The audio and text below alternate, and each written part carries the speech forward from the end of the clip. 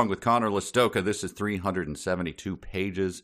We'll never get back. It's the Bad Book Podcast, and boy, do we have a doozy, eh, Connor? Yeah, we sure do, Mike. It's time to ratify our second episode of Super Constitution by Charles Kim. The second article of 372 pages? Yes. Super Constitution? Yes. We've been working on our own Super Constitution these days. First Amendment.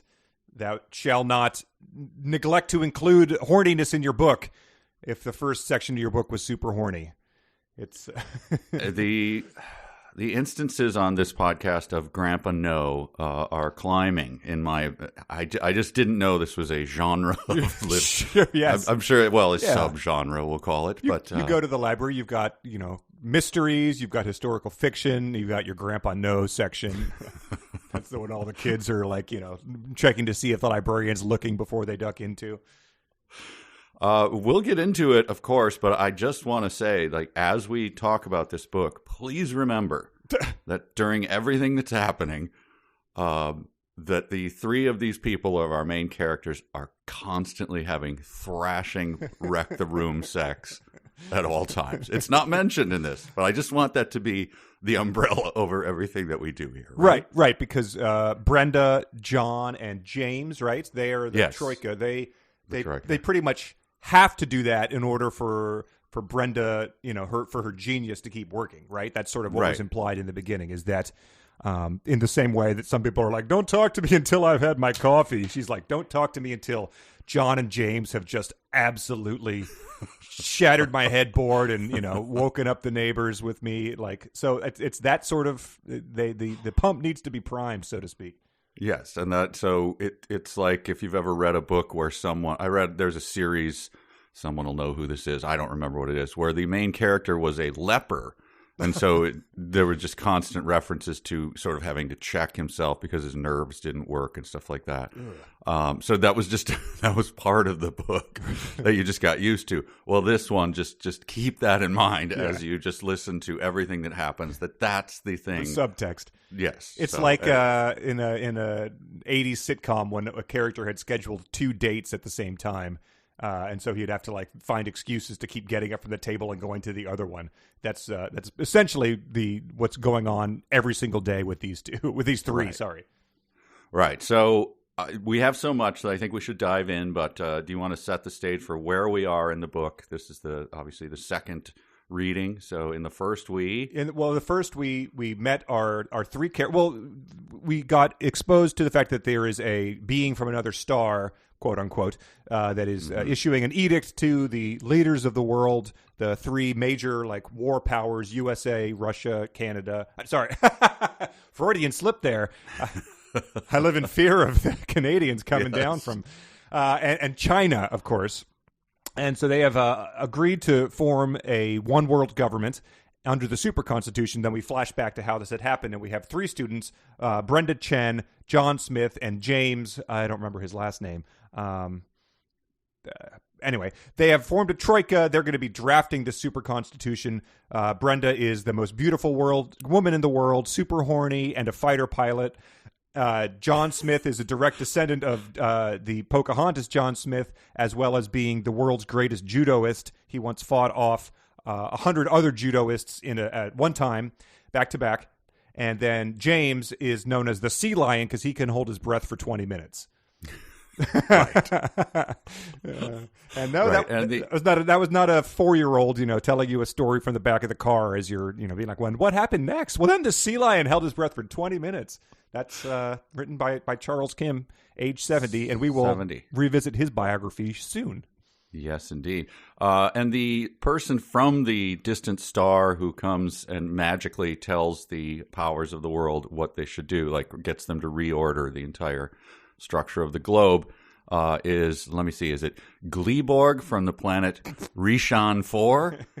No, it's Miss O'Hara. From the star O'Hara. The opposite of Star Trek, essentially, with inventing the fake star sounding places.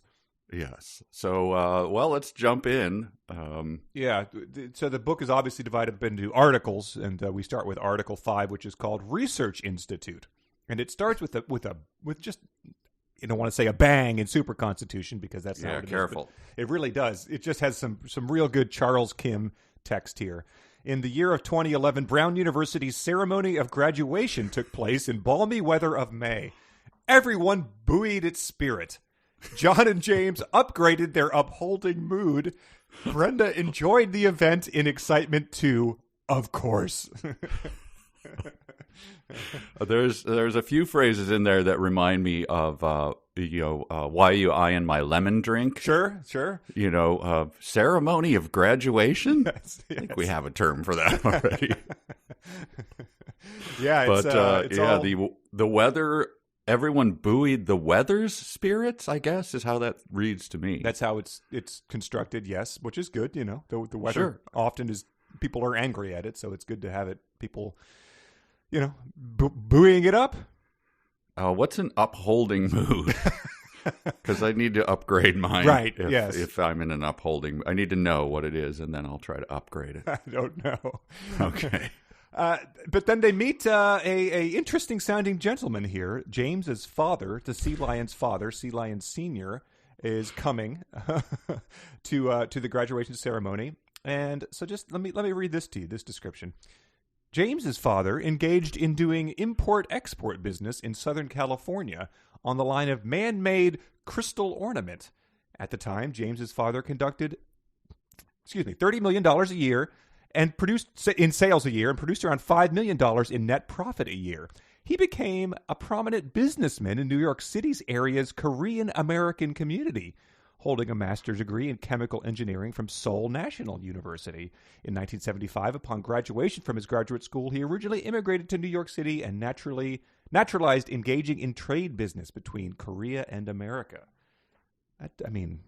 Does that sound like anyone you've heard of? Or I can't. I don't know. just to verify, in the back of the Super Constitution book, born in 1937 in Korea, immigrated to New York City in 1964, right after graduating Graduate School of Public Administration of Seoul National University. Since 1964 to present, being engaged in wholesale and manufacturing business in high-fashioned costume jewelry, which we will, the man-made crystal ornaments that then later says, all the various, fake versions of gems that he's been creating. So it's a Charles Kim self-insert character here. He didn't even put on a trench coat and a mustache there. He just put down his. Plus, the Birdemic, full-on Birdemic. Yeah, it's with the conducted $30 million in sales a year and $5 million in net profit. Yep, round numbers. I wrote down numbers and I said, keep in mind how many of James Wynn's characters, before James Wynn made movies like Birdemic and Replica, he was a software salesman. So keep in mind how many of his characters were software salesmen in those movies. Write what you know is the advice. I guess that's right who you are. Also, it's a little bit later, but he describing himself again. Mary Sue, is that what they call that? Putting yourself in a Mary Jane? I think so. I think that was like putting yourself in and making it the hero, and so can do no wrong. James' father appeared in the ceremony attired in dark blue navy suit, blah, blah, blah. His medium-sized frame looked of rather small stature, and he seemed much younger than his age of 62. Nice. Yeah, padding his resume there.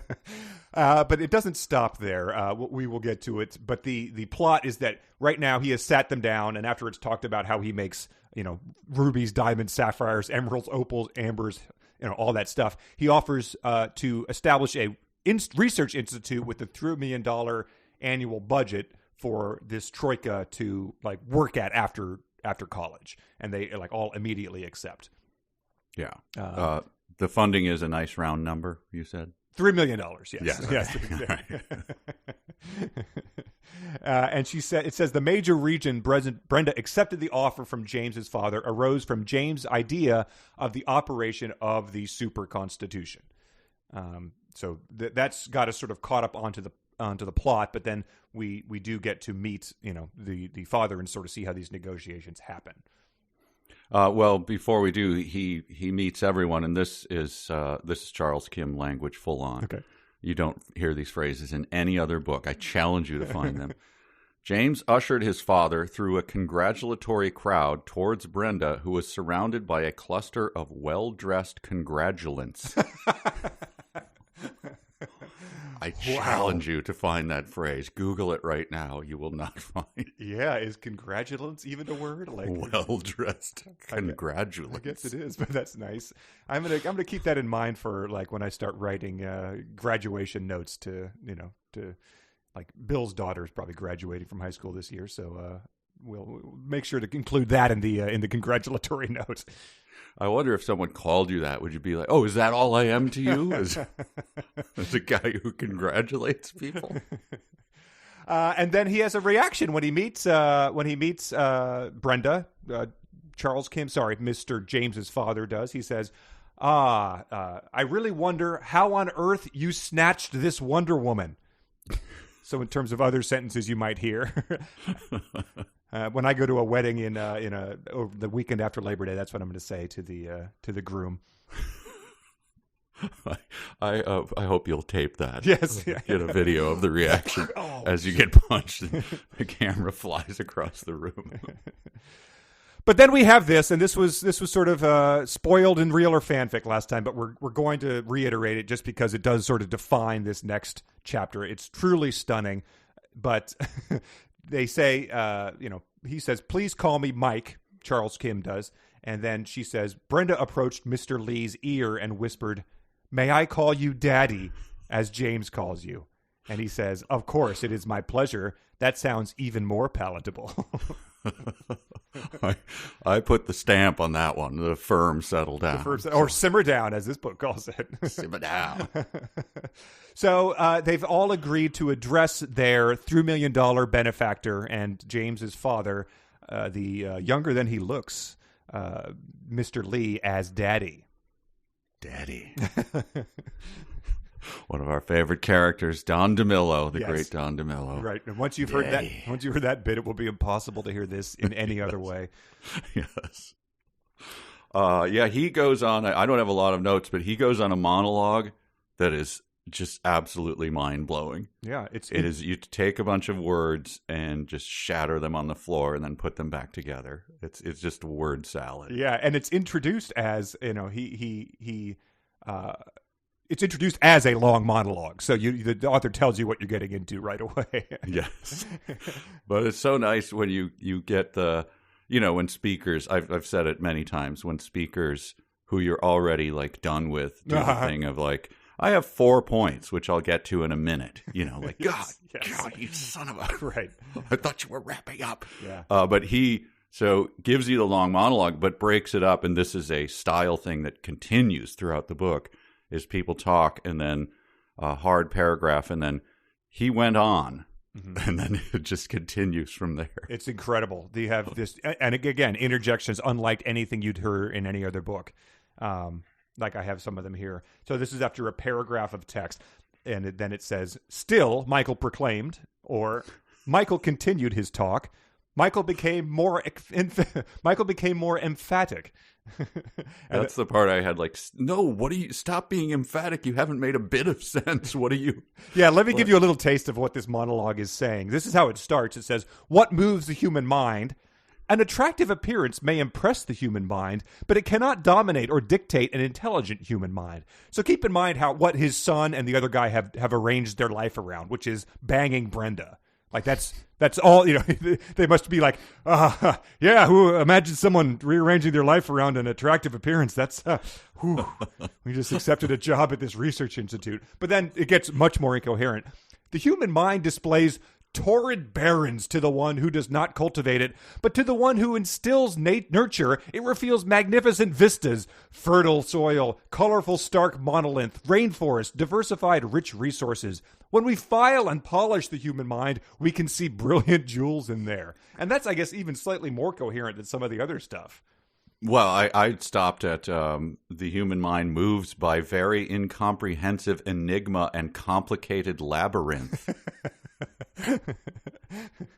Boy, he knows me. Boy, does he. He's pegged me. That's for sure. And yeah, I still can remember like being in college and a friend's parent comes to town and like takes you out to dinner and it's like, oh my God, like I could finally like get a $9 entree that's not like Subway. Then if any of them had ever started talking like this and, with the implication that you have to sit there and listen because they're paying for dinner, I would have left. I would have, I would have gone for the McDonald's dollar menu as opposed to sitting through this. Because here it is. Education sharpens the vision of the human mind. Education enriches information into the human mind. Education finally touches the human mind to rise up for a quality upsurge in every field. It's, and then he continues to go with the interjections such as, Michael frankly stated his view of the Research Institute in his mind without any stammering mode of utterance. Still, Michael proclaimed. And then we get Brenda broke a brief silence after Michael's long monologue. Okay. And then started with, Daddy, your rhetoric sounds like my Professor Krugman's way of talking. Yes. I totally agree with your idea. And you have to go like, wait, what's the idea? Mm-hmm. I just heard absolute gibberish. Yes. Yes, it's like sitting through a talk where you didn't do the reading and then some other student raises their hand and makes a point and you're like, you understood all of this? You got it? Oh, God. But yeah, they do have this sort of like long paragraphs that you tend to gloss over. But then when everyone breaks into it by calling him daddy in response, you sort of get snapped back to how hilarious it is. An example. John, I think this is the doctor. What is his name? Mike Leigh? Mr. Lee. But it's Leigh. So it's not like, it's not Lee like the Korean Lee. Yeah. The exact same name as a pretty famous British director, by the way. Come on, good movies. John, I am very much delirious with joy at your positive attitude. I feel like having acquired a big son on a sudden without any charge. I'd like to consider you as my own son, James. Many thanks, Daddy. Big son. Big son. That's a good nickname. Yeah. This is my big son. But the implication here that when he feels like he has acquired a big son on a sudden without any charge is that most times he's looked into acquiring a big son is that there's, costs that stood in the way of him pulling the trigger. I guess so. We should, by the way, suggest to bartenders who don't remember your name that Big Son is a pretty good name. Yeah, that's a good multi-nickname. There he is. Hey, Big Son. There's a Twitter construction which is large adult son, which is a very funny term, but that's very close here. Charles Kidd might have invented it. And then everybody in the room burst out laughing at John's terse word of many thanks, Daddy, which I burned one of my dumb sentences early there, but that's too good not to share. The daddy stuff continues, and it's really great because they start talking about like the science that they've looked into, which is the we didn't really touch on this, but the killing wave, killing power. It eventually becomes killing power, yes, but it is a wave. Yes, there are several waves. There's wave 1 and wave 2, and then there's the killing power. I don't really understand the difference. I think 1 is 1 and 2 are communication. Yeah, ways. It gets into it, and it's hard to understand because 1, I assume everything is incorrect, and 2, it's worded very poorly. But when they do start talking about it, I wish that this is how like Carl Sagan had sort of explained things on Cosmos when he was like relating hard science to the everyman, because this is what the characters say. Well, Daddy, the subject of electromagnetic wave portrays common stuff, but it is indeed, in terms of a disturbing force to a human body cell, it could blah, blah, blah, blah, blah. But just if like Neil deGrasse Tyson was using Daddy more in his explanations, it might even make him more relatable to the common man. Right. Well, Daddy, billions and billions of years ago. Yes. But all of a sudden, in the middle of all this thing, which you're trying to pay attention to, like the human mind and blah, blah, blah, and Daddy, you get this, and this brought me up short. Putting aside the question of how to control the audiovisual communication with the desired target, Michael just wanted to set up some frame of reference to understand the extraordinary technological superiority which could dictate the superpowers of the world to obey the super constitution. Instant Hitler. We're all of a sudden in the middle of it, like the banality of evil. Like, oh, by the way.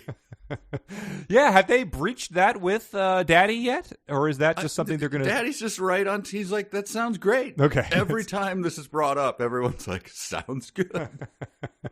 Right, because you'd think that maybe as they were like, it's sort of like when you've got like tough news to deliver or a surprise, you wait until they're like, people have finished eating and, Daddy's reaching for the check. By the way, Daddy, the whole point of us accepting this job at your $3 million research institute is this killing power to then establish a super constitution. And he pauses.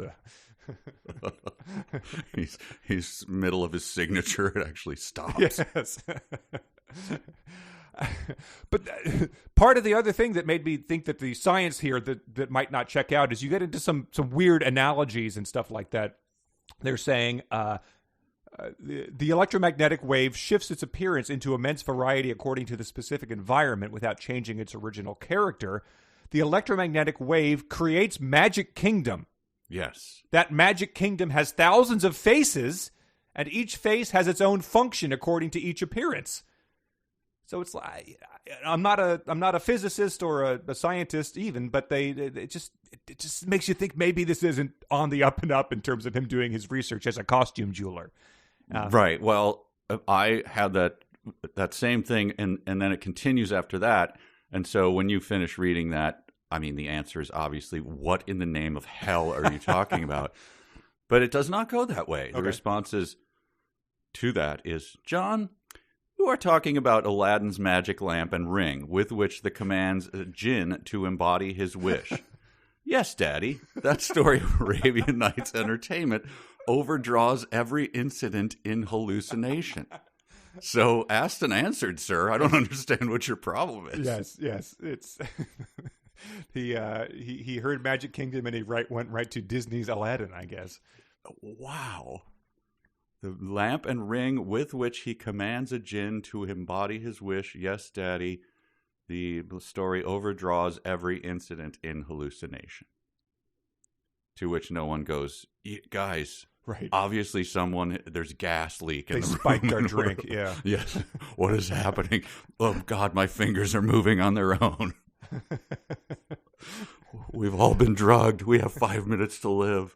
No, they just continue talking. And yeah, they do sort of just like lay out their whole plan here, and they lay out a lot of the science behind the plan, because implementing the super constitution hinges on their three. Each of them has their own like field of study or level of interest, and one of them was the killing power, which was Brenda's. One of them was electromagnetics. One was dark matter, I think. Mm-hmm. And they lay it out. I mean, just as a random example, I didn't even highlight this, but this is the stuff that they're saying to Daddy.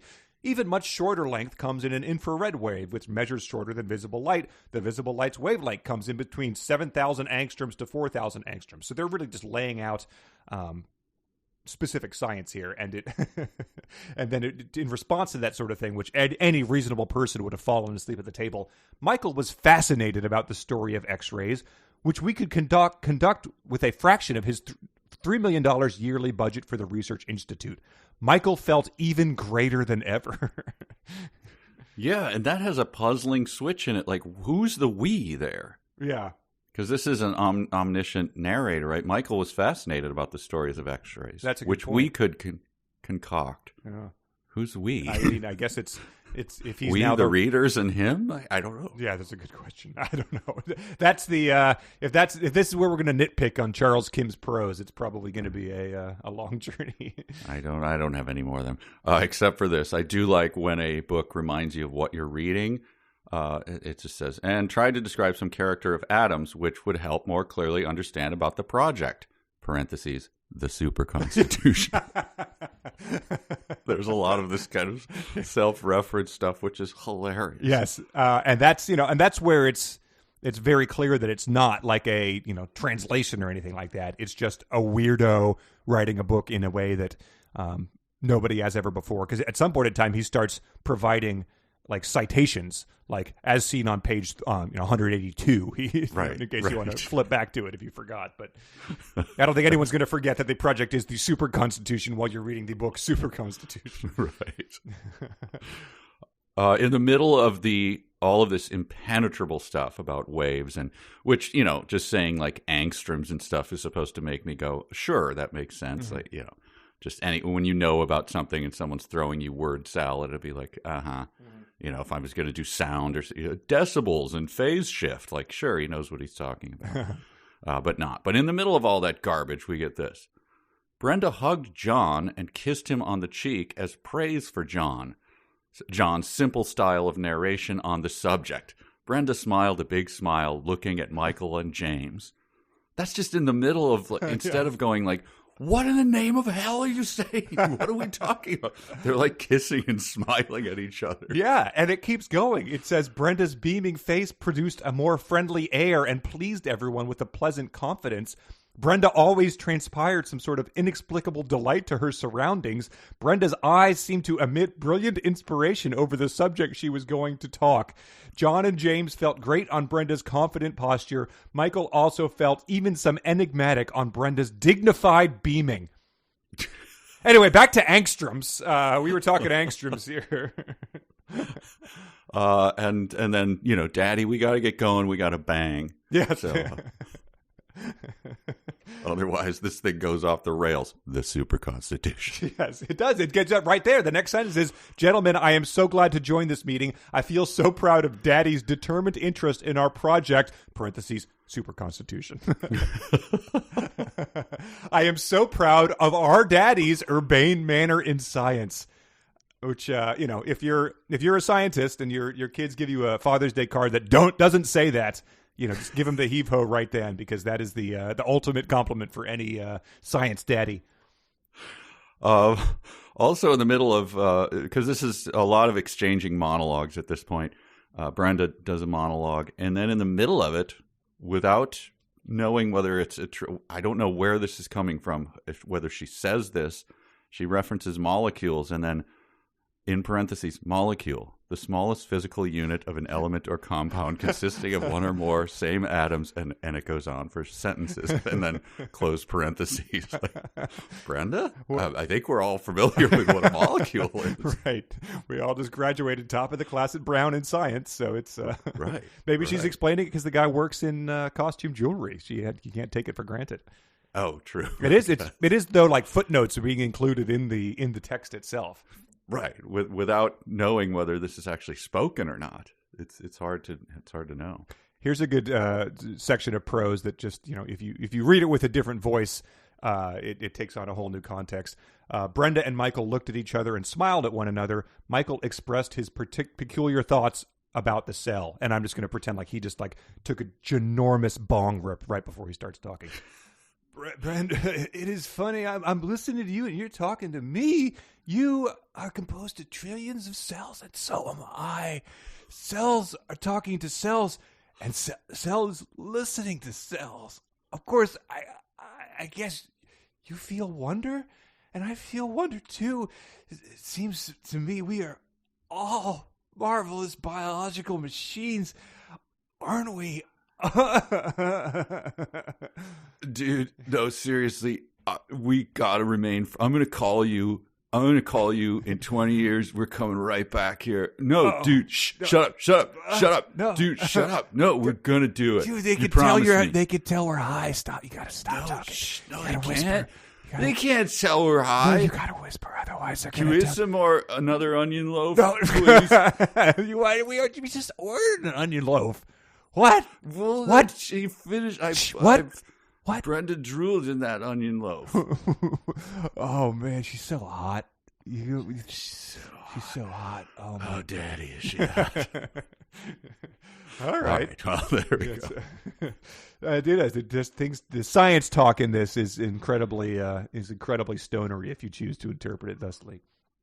It is, and this goes on. I mean, we're giving you just a taste. Yeah, they pretty much sit there, and as long as the chapter about fighting the judoists were, and that was funny because it was different styles of judo. It's that, but just in the sort of reiterating what they've drilled down on regarding electromagnetic waves and such.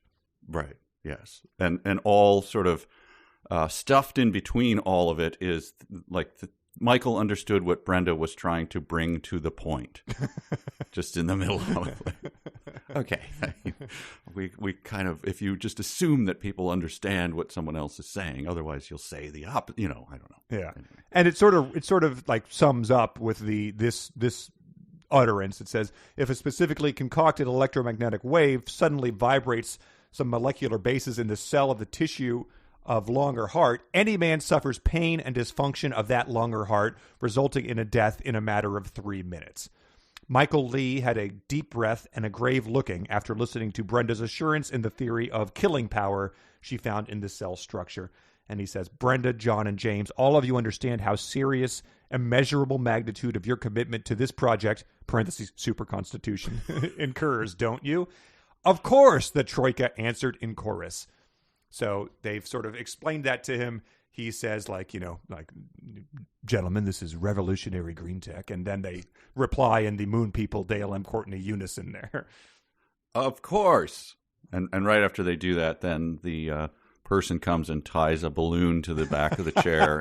And they sing their happy birthday to all. But he says, I also cast my destiny along with yours. Let's stage a careful planning and implement it in uncanny accuracy.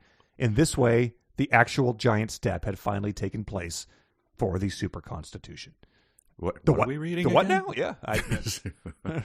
If he had put parentheses super constitution after super constitution, it would have, I think my head might have exploded. So, to sum up, the author, Charles Kim, has invented a world in which 3 super hot kids are banging one another, calling him daddy, and he's building them a $3 million science institute to hold the entire world at gunpoint and make them go through this super constitution thing. And that's where we are. Yeah.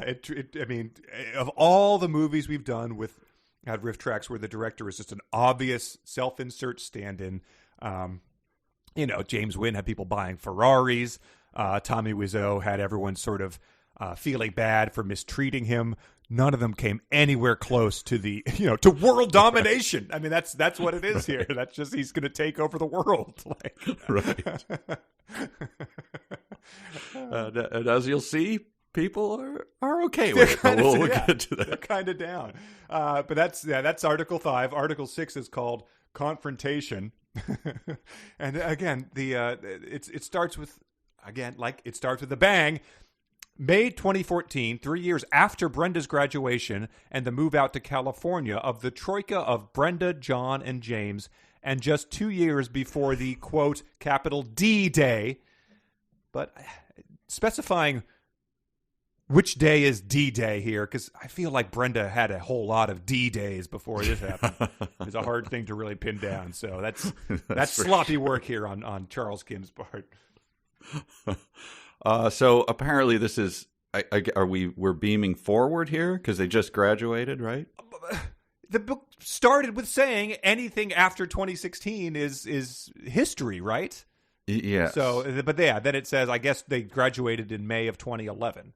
And then, okay. So yeah, this is moving forward 3 years, but 3 years. It's still the past. Right, yes. Of course. Miss O'Hara it's still 2 years away, I think, at this point in time. Yes. So this is where John establishes ultra shortwave 1 and 2. Okay. Brenda has killing energy through an electromagnetic waveform. Okay. And then James does the dark matter. Got it. How this all works and what it means, we kind of get to, sort of, maybe. Yeah. But before that, this is one of those of courses that I love. Of course, Brenda's prime target for her research had openly and publicly been focused on the formula of controlling molecular function for diabetes and cancer. I mean, duh. why did you even waste the time saying it? Of course. Of course. Yeah, so I guess they if you're developing this killing power that can destroy heart and lung cells in 3 minutes, which is a very funny period of time to specify. They probably have set that up as being like, oh, we'll use it as like a new chemotherapy to destroy cancer cells or something. I think that's what he's hoping you'll take away from that. And they not only did that, though, this is where it gets into the specifics of crystal glass. Okay. So Mr. Kim makes an appearance again. The new optic material enhanced the degree of brilliance of leaded crystal glass from 1.6 to 2.4 for its index of refraction. The index of refraction for regular glass 1.4, the one of ordinary leaded crystal 1.6. So is that good, sir? You're gonna well put it in terms Michael's that we can business understand. Yielded almost $20 million net profit yearly before taxes. And then there's a whole paragraph of round numbers of their finances. So right, so we're talking the costume jewelry man. So like I assume that if you've worked for decades and established yourself in that industry, you might be eking out a comfortable living. But like, is that really something that you're going to be earning $30 million to like establish like be research institution type of money? Like I guess so, but if the self-insert is depending on you just saying whatever my business is can get you insanely rich, it's very funny to I'm going to question it is what I'm saying. Like, is that really investment banker style income in that industry? Right. But this is another sort of course, it sort of talks about like they have like bank-like vaults and things put in to prevent electronic eavesdropping in their labs. Yeah, pewter panels. Yes. Which I guess maybe he had some costume jewelry like the factory seconds that he could melt down and make those panels with or something. Sure. It says, because of the Troika's cover story, people around the Troika never imagined that they could be involved in any part of the super constitution. But does that imply that like there are some people out there that do suspect being involved in the super constitution, or that they're even making a super constitution in the first place? Like, no one's coming to work thinking like, like this has got to be a super constitution, and then that person disappears mysteriously or something like that. Right. That's their assumption.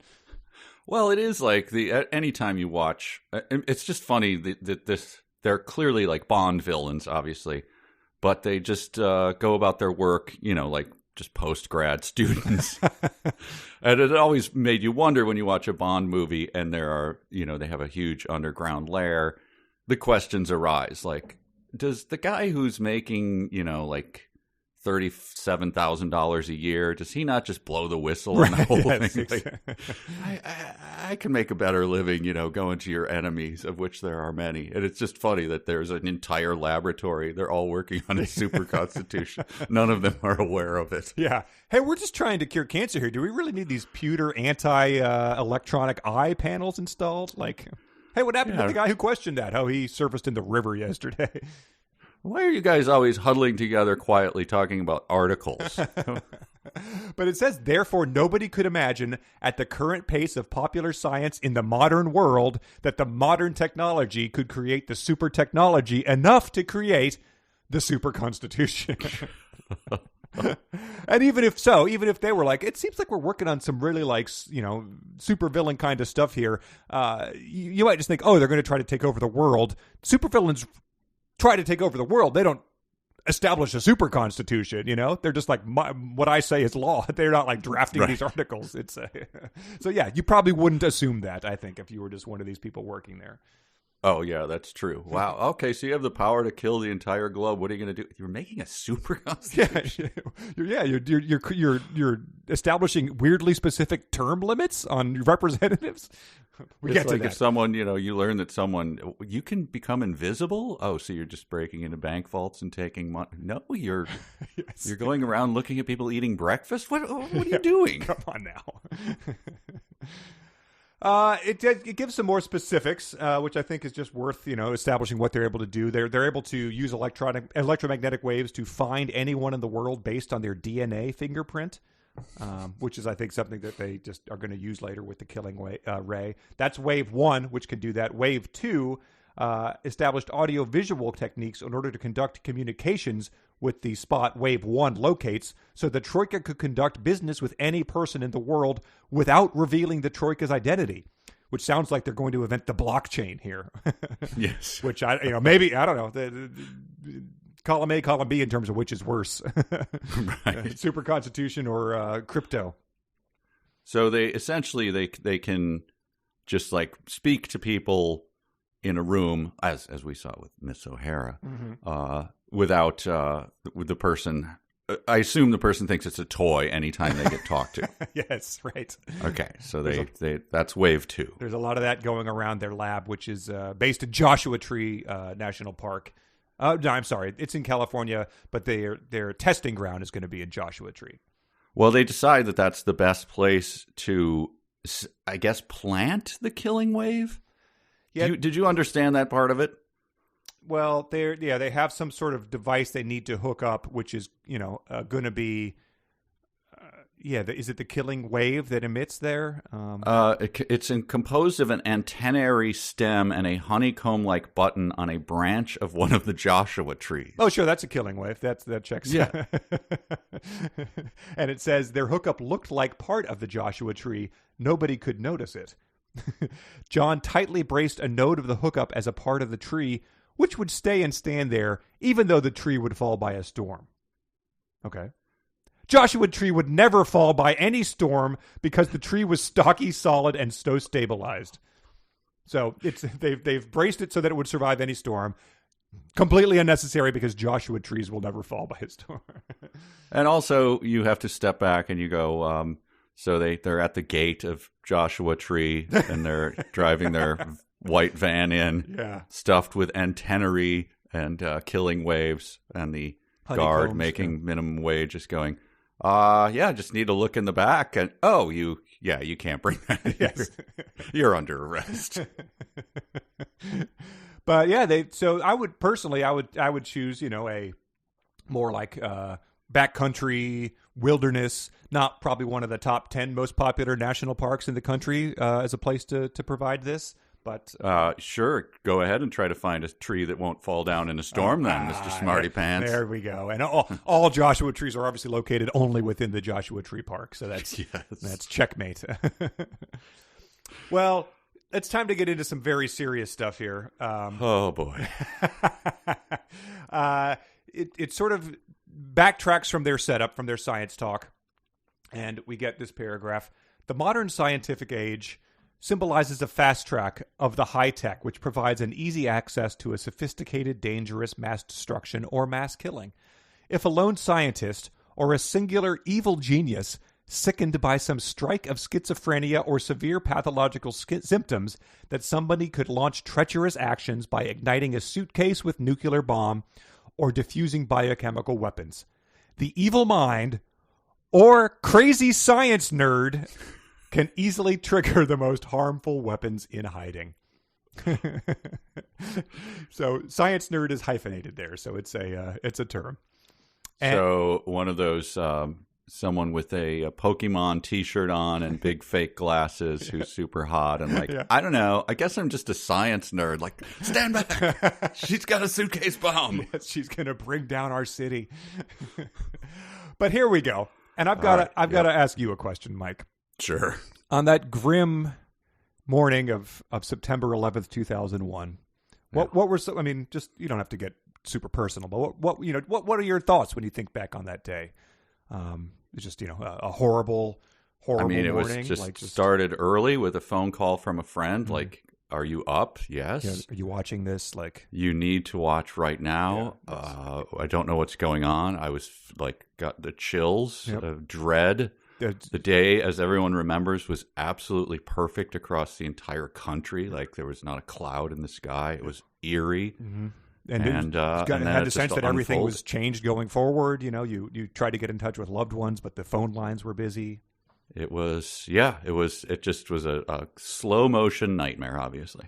I noticed you didn't compare it to any legumes there, though. What is the That seems like an omission on your part. I did not. So if I were to do it, how might I do that? The terrorist attacks on September 11th, 2000. This is the next sentence after the crazy science nerd.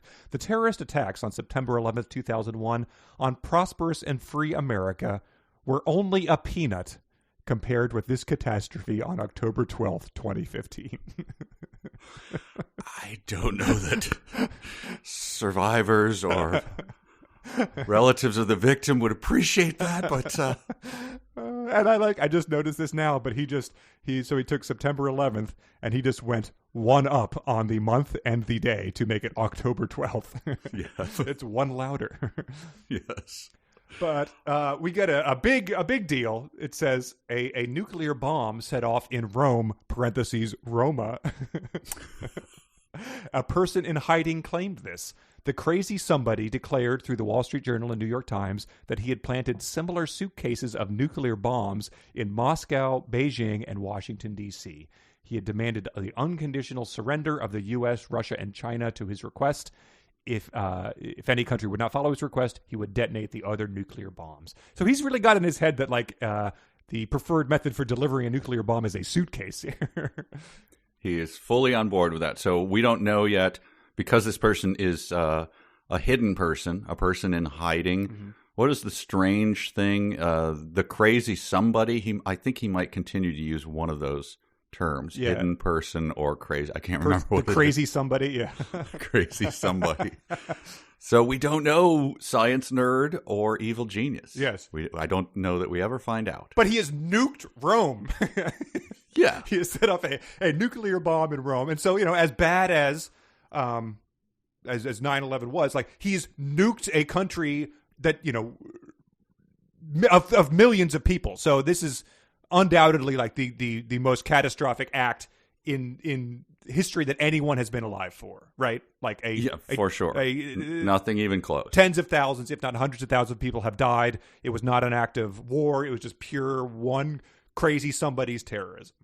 Yeah, I mean, I guess you could talk about black plagues and stuff like that, wiping out, 35% of Europe, or probably even more than that. Sure, but if someone had caused the Black Plague, if someone had been like, I'm unleashing this on all of Europe in the whatever 1400s. Yes, exactly. No, this is easily the worst, single person terrorist act in all of nothing even close. So let's get into how the world sort of reacts to this. Okay. Essentially, he wants the countries to wipe out their nuclear arsenals, and he says reduce the size of their defenses, and they should build a special institute that is 1% of each country's annual budget, and then representatives from Germany, France, India, Japan, South Korea will organize this special institute. And so it's a weird request, but it says these demands dropped a shocking bombshell on the world, especially to the targeted three nations and their capitals. People literally wondered. People were truly bemused. So you're sitting at home, and I'm about 30 miles from DC, so there's a chance that could affect me. So I'd be sitting there wondering, if my loved ones would die, if they would be happening anytime. I'm feeling just kind of bemused there. Yeah, if this were the 50s and you were behind your newspaper, and the coffee cup clanked every now and then your wife came in and was like, honey, did you hear about they nuked Roma? Huh? Rome. I'm sorry. They nuked Rome. And he's threatening to nuke 3 cities. One of them's very close to us. Uh-huh. Yeah, I read about that. You seem bemused. Yes. And then, it keeps going. The development of these demands became a big global agenda, you don't say. A giant social topic. A pain in the neck to some people. To some. Yes. Hey, I mean, I guess if you're in Austin, Texas, you might not be concerned about, the nukes aren't probably going to waft over to you, maybe. I guess. Some people it was a pain in the neck to dealers in costume jewelry. It was like, well, at hard times, demand actually goes up. It's a weird thing. So I'm good. And this topic sort of keeps going. It says the three nations' presidents and national security teams teamed with meetings and meetings. Finally, the subject had been focused on how to meet the demand. And it just sort of keeps going. Like the suitcases of nukes just sort of sit there. And at some point in time, it says the special institute began to be organized. The operating personnel had been selected in 6 months as demanded. So the FBI, you know, the KGB, the Chinese intelligence, they've not rooted out these suitcases in these 6 months. Like he's still just sitting there with his finger on the trigger, the crazy somebody. The crazy somebody. The man in hiding. Yes. Furthermore, the man in hiding had by then realized that the modern eavesdropping facilities could pinpoint his whereabouts if he continued communicating over a length of time, which he was. This is 6 months after he evaporated. How many humans live in Rome? I don't. 3 million. I looked it up. Okay. He felt his power to dictate falling away, repeatedly hesitated, and ducked from the act of communication. So what is that? Like, he's extorting the countries of the world. They're doing what he said. Yes, they developed the institute, but then he's like, and then, you know, the security teams of all the countries are going, I haven't heard from the man in hiding recently. Are we still? Yeah. I don't know. Should we disband the thing that's reorganizing all of our countries? I mean, I don't see any reason to do that. I'm sure he's still out there. He's ghosting me, man. I don't know. Maybe he got really into Animal Crossing or something. He's just it says he lost his spirit to move forward, which is, you know, you hate to see anyone lose interest in a hobby, even if they nuked Rome, which warrants the sentence that says he nuked Rome, and then it says his bold action of nuclear bombing in Rome and the decisive demands on organizing the special institute stunned people's minds. So that's really the only mention that gets, which, you know, in any normal book would be the book. Like, but this is not a character that, as far as, you know, we can tell now, that we're ever going to hear from again. No, and here's how he fades away in one of my favorite sentences ever in bookdom. The superpowers asked him where he planted the suitcases of nuclear bombs. Mm-hmm. The man at large gave in and disappeared forever from the public. In this way, one crazy man's incident rocketed into the sky and dropped as a stick. Holy shit. Rome, you guys okay? Sorry, Rome, parentheses, Roma. That's sort of a glib way to put that. There's Pulitzer Prize winning photographs of, you know, someone's shadow, you know, being like, you know, etched onto the Parthenon or something. And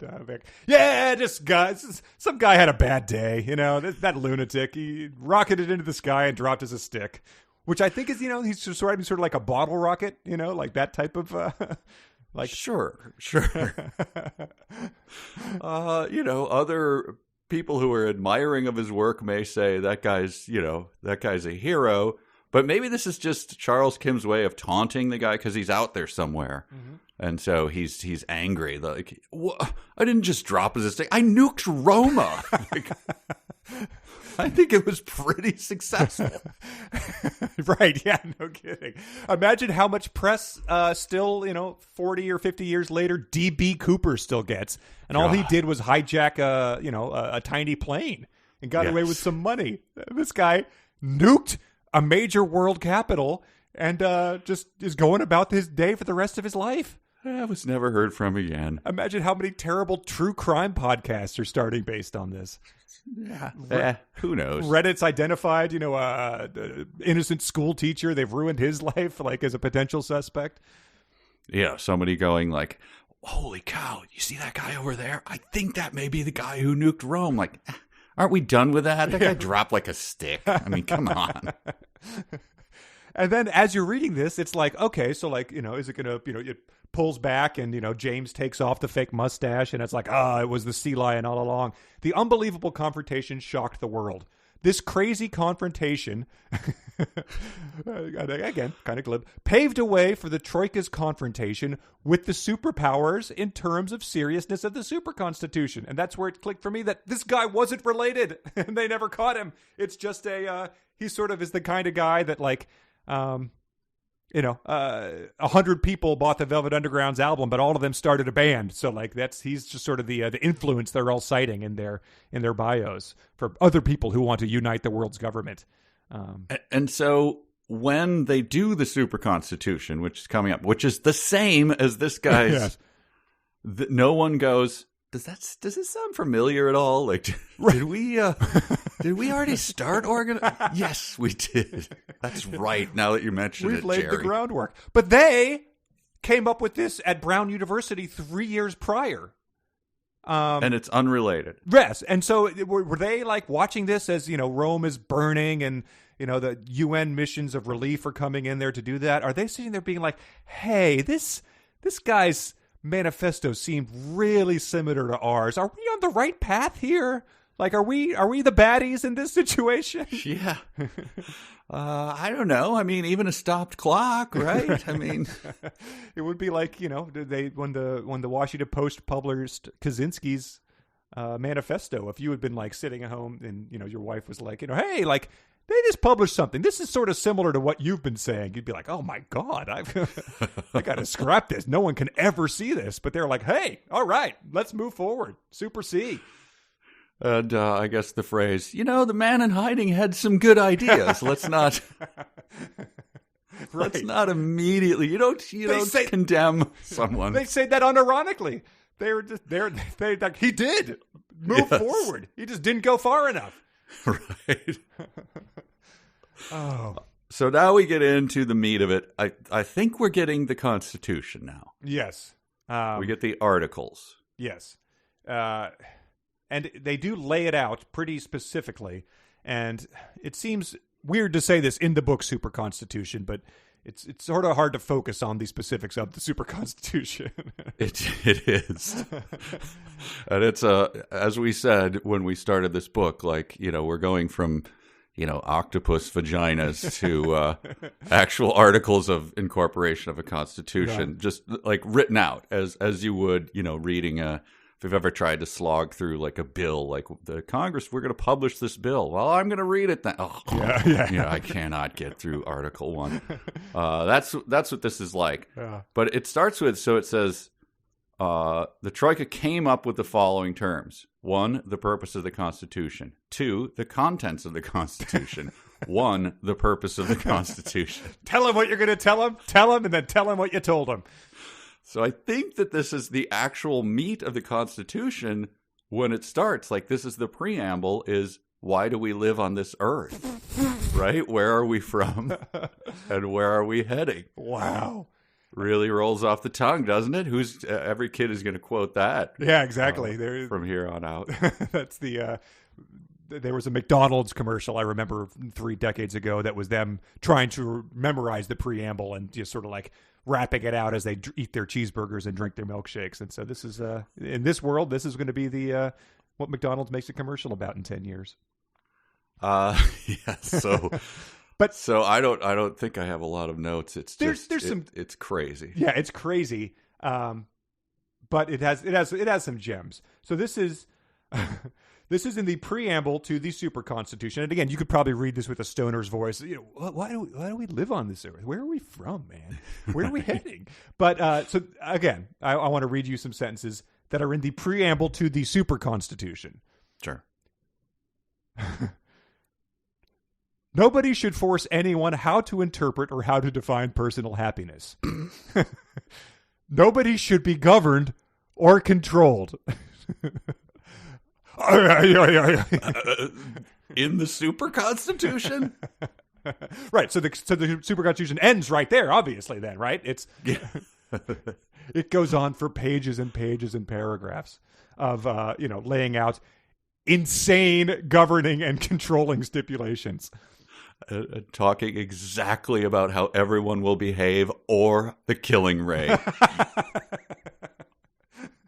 When you put it that way. But it really is, at times it's, at times it's incomprehensible, but it also alternates with like what a ninth grader, when the civics class is like, form a utopia, and then the teacher will, critique, be like, well, this didn't work when Mao tried to do it, etc. As long as that freedom and happiness would not disturb anybody physically or mentally, that freedom or happiness shouldn't be disturbed. Like, all right, ninth graders, like you've done it. You've created a society where like, everyone's going to be happy as long as you're not infringing on anybody else. There's a ton of that in here of just the most vague, where if you add another, okay, so what if I think I'm happy to go around killing everyone? Right. Well, you've oh man, because that's what you guys are doing. You're threatening to kill everyone. Like, well, God, you got me. Yeah. And it really gets into the meat of it, like sentences like, the absolute majority of people suffer from the confinement of our society by the pressures of chauvinism, dogma, empty ethics, and geopolitics. Hey, was all that sweaty banging in Chapter 2 really necessary? Because it seems like that didn't... If you're talking about a super constitution, maybe you could have just, like, published this on your GeoCities page or something, man. Right. Therefore, we have to verify if we have a distinct reason to declare that the content of the super constitution serves the purpose. The purpose has to indicate the direction. The purpose should clarify meaningfulness. The purpose must gather consensus. The purpose equals the whole contents. The whole contents must satisfy the purpose. Accordingly, the purpose is to be set clearly, simply, and firmly. Yes, that's what you just laid out for us, a clear and simple purpose there. I think everyone is nodding in agreement. I don't think there's any questions. So keep in mind, no one should be No one should be governed or told what to do or have his freedom impinged in any way. Sure, that's the linchpin of the whole thing. Okay. Paragraph 1.8, global language. There must be a single official global language. All the nations in the world must use local language together with the global language on all official announcements and papers. But after 5 years, no local language is going to be allowed. So that's truly where it. I just, my note was just like 18 ha's in a row for how funny that is.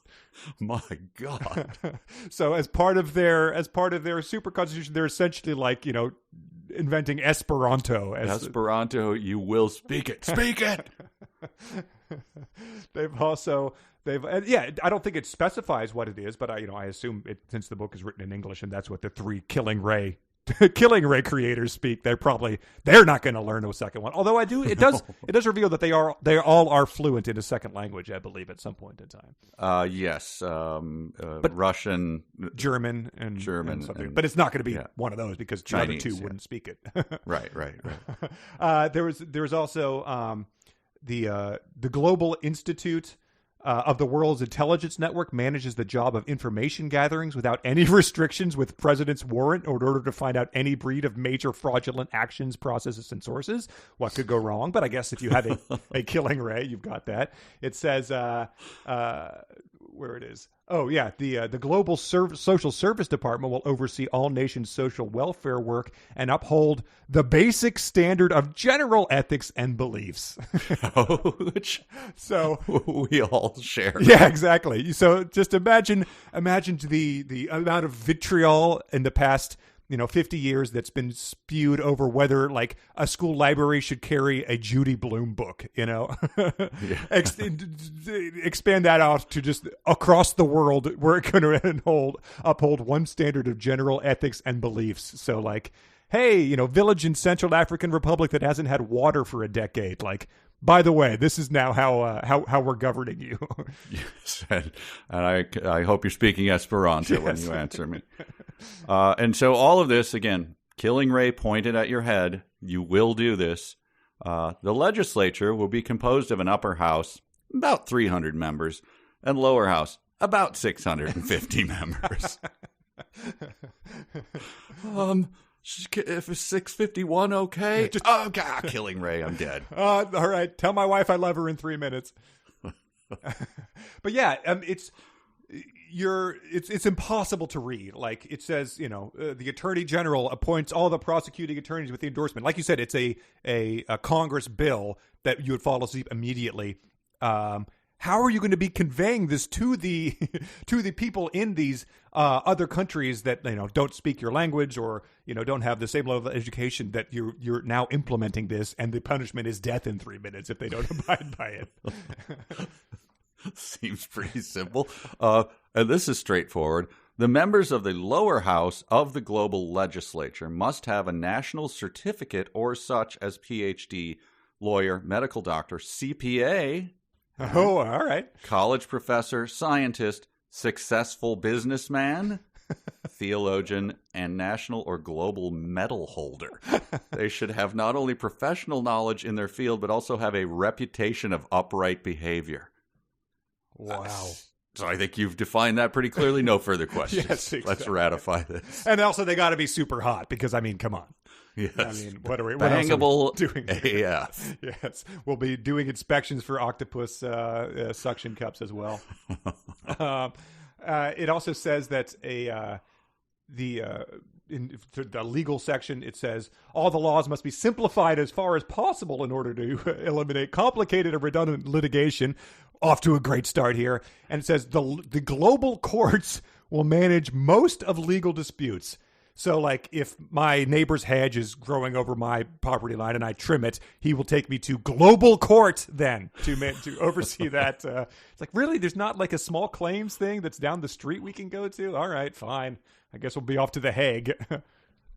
And of that court, the Supreme Judge's serving term is a lifetime. That never goes wrong either. Right, yeah. I am the Supreme Judge. Yes, they do toss around words like that make it sound quite evil. But then again, you do have a death ray that's able to end any of those lifetime appointments in 3 minutes. So that's true, and they're in control of it.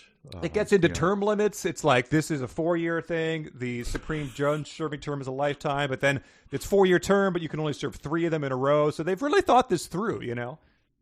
Well, were they cribbing this all from The Man in Hiding? That's a good question. Yeah, maybe they've used Wave Style 1 to locate his DNA, and they're then to sort of like getting him as their, hasn't that happened? Like Johnny Carson was calling in jokes for David Letterman type of thing. Maybe they're just like, admire him so much that they're like letting him advise on this. That could be, yeah, the secret advisor. That is true. If they can locate anyone, I'm sure if they were curious, then they would. Like, no, don't use that to just locate the man in hiding. I mean, this is for our super constitution. Like, don't you just want to peek? I mean, you want to find out who blew up Rome. Right, yeah. Come on. I want to see if he looks like he does in my head. Like, oh, really? He's got a goatee? Interesting. I thought he was like going to be kind of a fat guy. Oh, here's another good one. Paragraph 2.6, because this is all laid out like a constitution. It's like 2.5, 2.6. Paragraph 2.6, strict application of law. The global courts will use the least leniency and the harshest punishment to the criminals in order to make the world safe. If you want to make the world safe, maybe track down the man in hiding. That's just another thought of mine. I don't know. I mean, was it really a crime? In the long run, he was good intentions, right? And to make sure the honest, creative, and hardworking people get the appropriate reward. Hard for me to imagine that anyone's not going to be hardworking when the threat of not working hard is death in 3 minutes. So, but I don't know. Your DNA melted by a ray from a Joshua tree. I'm guessing that striking creative out of there is probably going to be one of the first things they do when they get to revising. Right. Well, I don't have any more notes on I have nothing else left. It does have. It has 3 sections, and I think each of them has 10 articles. So you have 30 articles that are all things like appointment of judges, legal writings, election of presidents, global language, field judges, investigative qualification, opinion research. It's all that sort of stuff, and it really lays it all out there. So if you want to, if you want to read the Super Constitution, that's your time there. But I think we covered the funny stuff. Don't skip over the election of the chairperson. That's a riveting reading. So, all right. That's Article 6. We can move on to Article 7, killing power, but I think we should do some fanfic before. Enough of what the physics. All up on a ride up on some fan fiction. Yeah, I'm living out my life. I'm living out my intermission. Wow, it sounds different this week. I don't know what happened. Kind of does. Yeah. Turns out that things Spotify flags you if you use a song, 10 seconds of a song in your podcast. Whoops. So that was this week. I'll try to come up with maybe a pocket operator version for the going forward. But sounds great. RAP fanfic drop. Your service was appreciated. 21 books, baby. When I'm writing my Constitution, the fair use doctrine is going to be codified as Article 1. I've got a problem with that. Oh, there's a killing ray pointed at my head. I have no problem with that. But yes, let's do some real or fanfic. Are you ready for this one?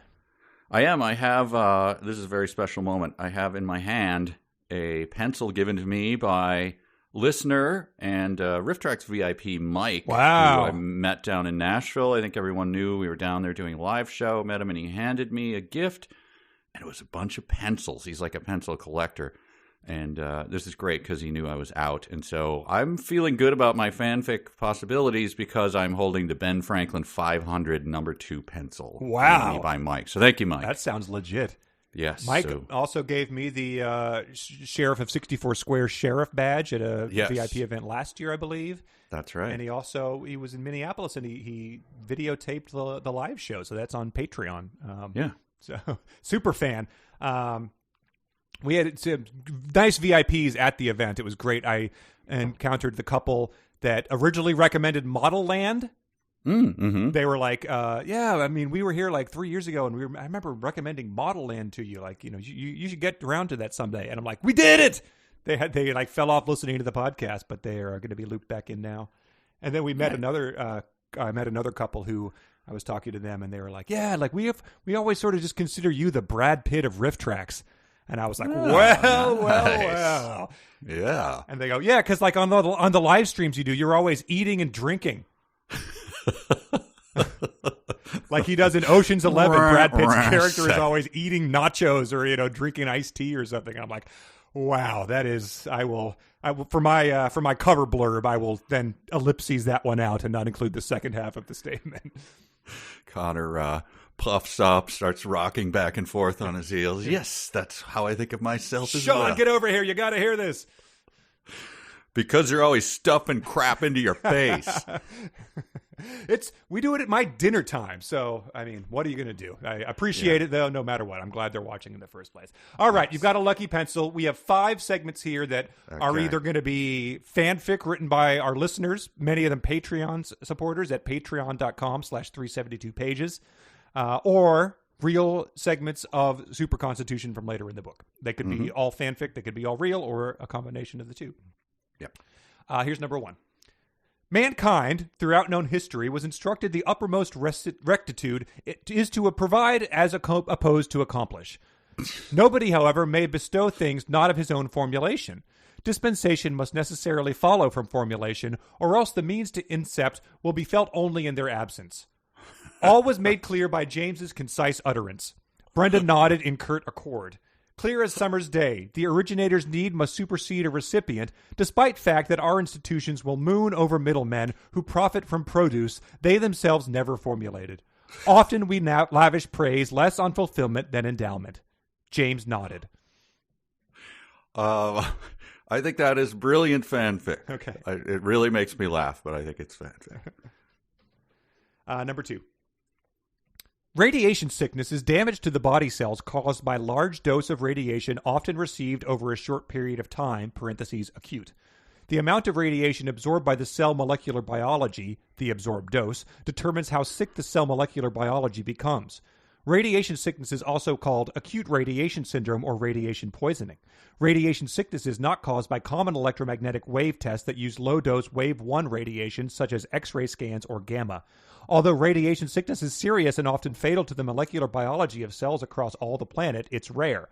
Since the atomic bombings of Hiroshima, parentheses Japan, and Nagasaki, parentheses Japan, during World War II, most causes of radiation sickness, parentheses syndrome or poisoning, have occurred from nuclear industrial accidents such as the 1986 explosion and fire that damaged the nuclear power plant at Ukraine, parentheses Chernobyl, Brenda exclaimed.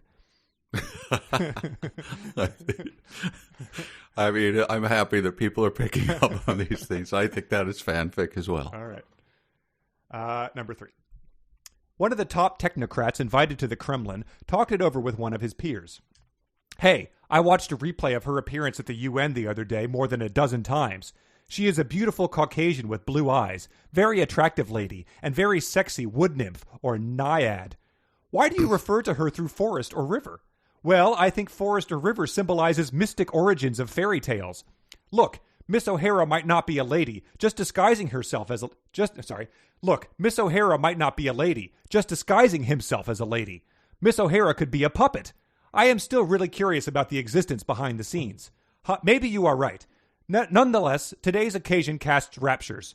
The occasion could have a lot of spin-offs. I hope we derive some entrancing offsprings from today's event. Well, after all, I hope a pleasant upshot, too. Oh, this is where it gets hard. Yeah. I don't know. I'll say that's real. Okay. The wood nymph stuff. Which was mentioned earlier in the first book, was it? Or no. I think they called her some sort of a faun or no, a satyr. Oh, you were talking about the guys. You need a satyr yes. to satisfy your octopus tentacles. Number 4. Elsewhere, one guy talked to his buddy while sipping whiskey at his neighbor's bar. Tom, what do you think about August 15th? I am sure a great, marvelous thing is going to happen. I'd like to experience a complete change of the world order. Maybe. A change could go. But Tom, I don't think utopia can happen as Miss O'Hara wants. Bob, I think utopia can happen. Human beings are political animals. Politics resembles an organism. Politics composes, after all, a group of interdependent people sharing same purpose or idea for life processes. Animals stand for living things, which fear of death the most. Animals know most clearly what the death remarks. Animals have the most sensitive instinct on their death. Therefore, Miss O'Hara's absolute technology to annihilate any living thing, anytime, anywhere, would dispatch her order at full gallop. Tom, your syllogism sounds likely. Tom and Bob? Tom and Bob, yes. It sounds very much like the Washington Post columnist. Like, I hopped in a cab and talked to a guy. Yeah, I don't like this new tax bill. Yes. Yeah, like, okay. Yeah, going to a diner in Nebraska really or happen? something. Sure. Yeah. Boy, I don't know. I'm very torn, but I'm going to throw caution to the wind and say that's real. All right. And number 5. President Kirkman looked out upon his presidential cabinet and began to formulate the words in his mouth which began in his brain as an idea. The sound undulated out of his moist lips, touching each and every cabinet member. Brenda Chen listened to him, knowing already what he was going to say by the rigorous exercise of her thinking muscle. She smiled placidly at him and said, "George, please go on." The President of Earth began his speech. "Ladies and gentlemen of the cabinet, members of the Super Constitution, we are at a time or crisis. We have succeeded thus far in the practice of our endeavor. We have achieved one world government carried out under one world constitution. We have split up large countries of vast military power and intelligence. The killing power has unbridled potential to make peace throughout the world by its awesome killing power. Nothing is impossible in our bang-up job." Well, I hope that's fanfic, so I'm going to say it's fanfic. All right. Okay. Well, the Ben Franklin pencil. Number 1, this was mankind throughout history was instructed to the uttermost rectitude. James concise utterance. Brenda nodding in curt accord. Word salad. You said fanfic. That was fanfic. Okay. Written by Jens. Yeah, very nice. Number 2, the lengthy description of radiation sickness, as well as Hiroshima (parentheses Japan) and Nagasaki's (parentheses Japan). You said fanfic for that. That was fanfic, written by Hayden. Woo! All right. He said it was taken from the Mayo Clinic page on radiation poisoning and run through Google Translate into Korean, then back into English, which is a trick that several people tried. So I only picked one of those. Number 3, top technocrats at the Kremlin talking it over and calling Miss O'Hara a wood nymph or naiad. You said real for that one. That was real. All right. At least I have 3 right. Okay. Submitted by Ross and Craig. Multiple people sent that one in. And did I say the last one was by Hayden? I think I did. Yes. Number 4, Tom and Bob talking it over while sipping whiskey at the neighbor's bar. You said real. That one is real. Well, I'm 4 for 5. Submitted by Craig. And then the last one, President Kirkman formulating words in his mouth, which began in his brain as an idea, and then undulating them out of his moist lips. You said fanfic for that. That was fanfic written by Jeff. 5 for 5, baby. Yeah, Mike the pencil. Wow. Holy cow. So you've been bestowed a totem here, a wonder bat, Roy Hobbs. Holy cow. Lightning bolt on the side of this baby. Yeah, you got to cling to that like grim death. All right, 5 for 5. That's impressive. And those were tricky, I think. Wow, I am. Someone just called me Brad Pitt. I think that don't impress me much. Wow. All right. Wow, that's good, and also a sign to maybe step up the game. Oh, come on, don't. You've peaked. Oh boy. All right. Well, Article 7. Article 7. Let's do it. Article 7 is titled "Killing Power." So this is where they get into what this, how they're going to be able to enforce this new lengthy document they've laid out. We get into a lot of, at this point I realize, okay, Charles Kim, you're starting to repeat yourself. Because now he's drilling down on wave 1 and wave 2. And I'm pretty sure we had already drilled down on these. Yes. Human cells dying in 3 minutes is repeated. But now we're really cementing this as a killing power. Because it was the wave, right? Yes. Well, John's thing was the waves.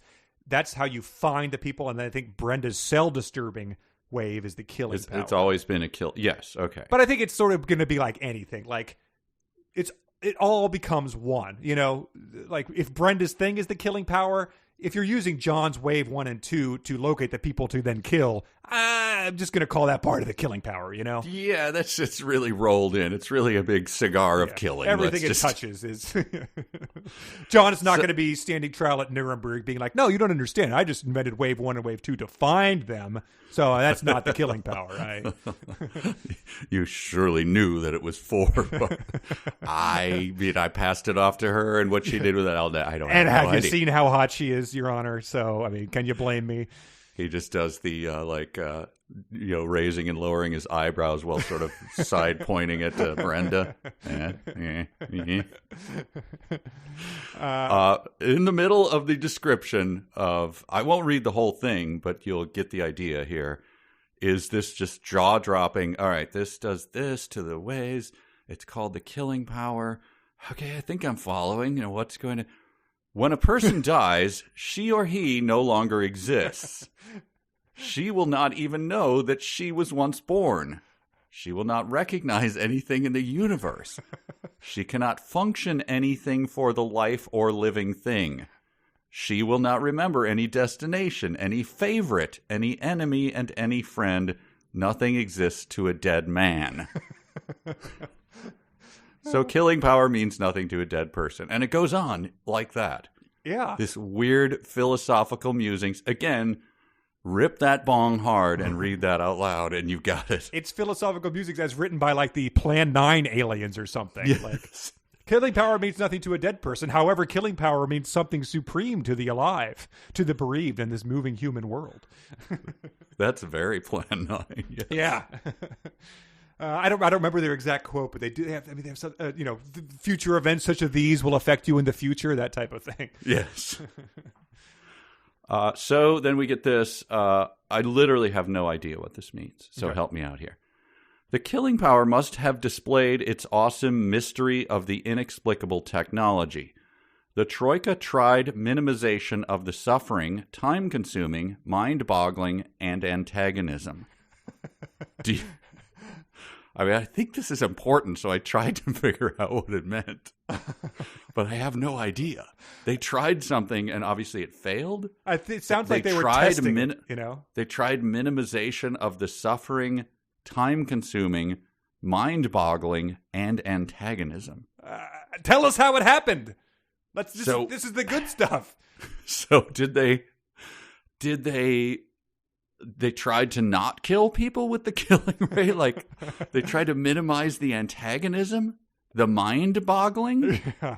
So does the ray boggle one's mind, and then you go like, do I have 3 minutes to live? I'm not even sure anymore. It hits you, and then you spend 3 minutes going... And then the person, the first few thousand they kill are like, this seems pretty antagonistic. And they're like, we need to minimize that. Kind of a dick move, Brenda, not going to lie. So I don't know what that means, but I think that means that they're testing it and they're trying to make it a nice killing ray. Well, importantly, they're trying not to make it a boondoggle. Because they say, as usual with any historical moment or movement of human life, humans' historical reality had always been marked with a great deal of mass sacrifice, bloodshed, economic disaster, and a lot of suffering and distraction. Sometimes it was monumental, sometimes a boondoggle. Which one of them does the nuking of Rome fall into? Was that a boondoggle? That'd be the 72 font headline on the front page of the newspapers, like boondoggle in Rome. 2 million boondoggle dead. Rockets up in the sky and falls like stick. And then we get this description because it's sort of talking about how the three main governments are trying to integrate this. And it says, the three biggest world powers, the U.S., Russia, and China, are no joke. The three of us are very happy to hear that. Thank you. Oh. But it goes back to Miss O'Hara. It keeps referring to Miss O'Hara's second vocal appearance for the communication come along 3 days after the first one, page 1. Page 1 and 2, it talks about when it refers. It's like, we remember that was a pretty big deal. That's how you started the book. And then it also says Miss O'Hara ordered the three presidents to finance the commission to decommission all the weapon systems of mass destruction exactly the same way as the man in hiding did on October 12, 2015, when the man in a fog blasted a suitcase with a nuclear bomb in Rome. Page 82. I'm sure the Romans appreciate that that people might have forgotten that happened in this book because it got so much less attention than the judo competition. If you were one of the surviving Romans, you're in a suburb of Rome or whatever, and you're reading this, and you get to that sentence, you're like, a nuclear bomb in Rome? What? Right. Page 82, you go back to, oh, right. Got it.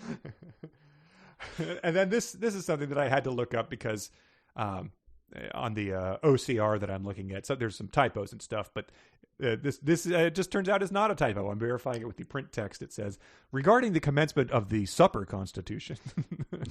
Oh, come on. In parentheses, Super Constitution.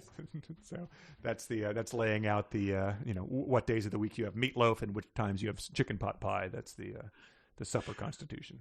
Right. So, oh my gosh, I'm in my new location. I'm looking out my window. There are 23 turkeys. Wow. Out there. So if anyone wants me to stop and grab a turkey, just let me know. Fire up that killing ray, and you got Thanksgiving. Yes, indeed. So the turkeys are the new crows?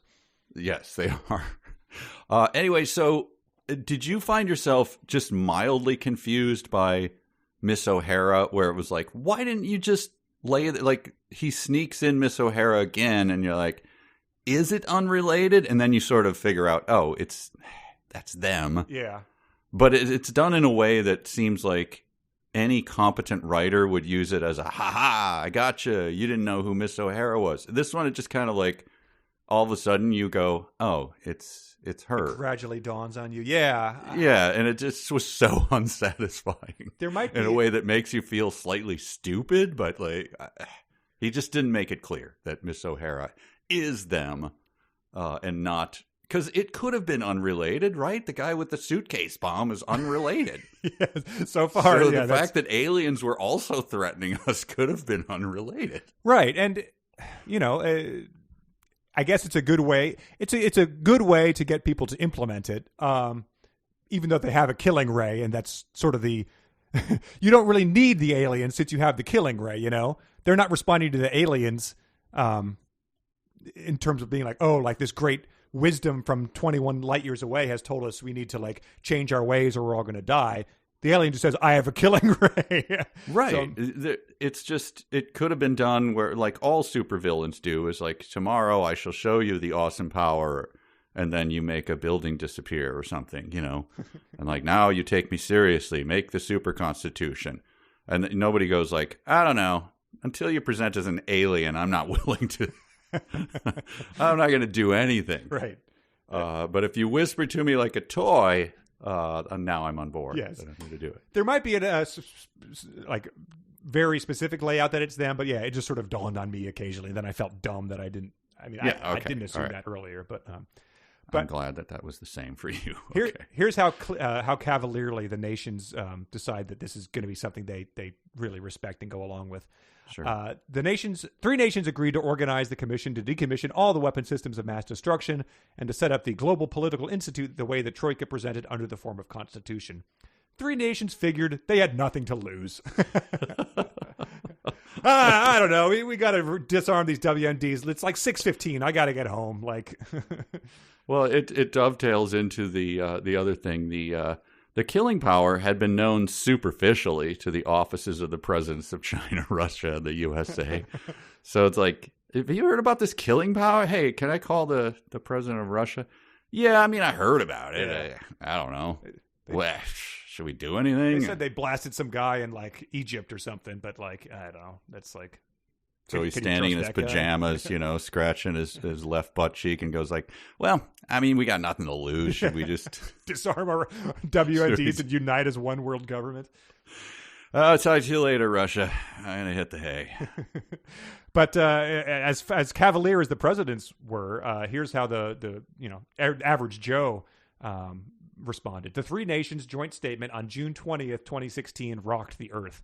The undulating giant wave agitated brainstorming across the globe. Everyone woke up from the deep sleep and found their world changing entirely in rapid advance. Nobody could believe it. Everyone wondered what was happening.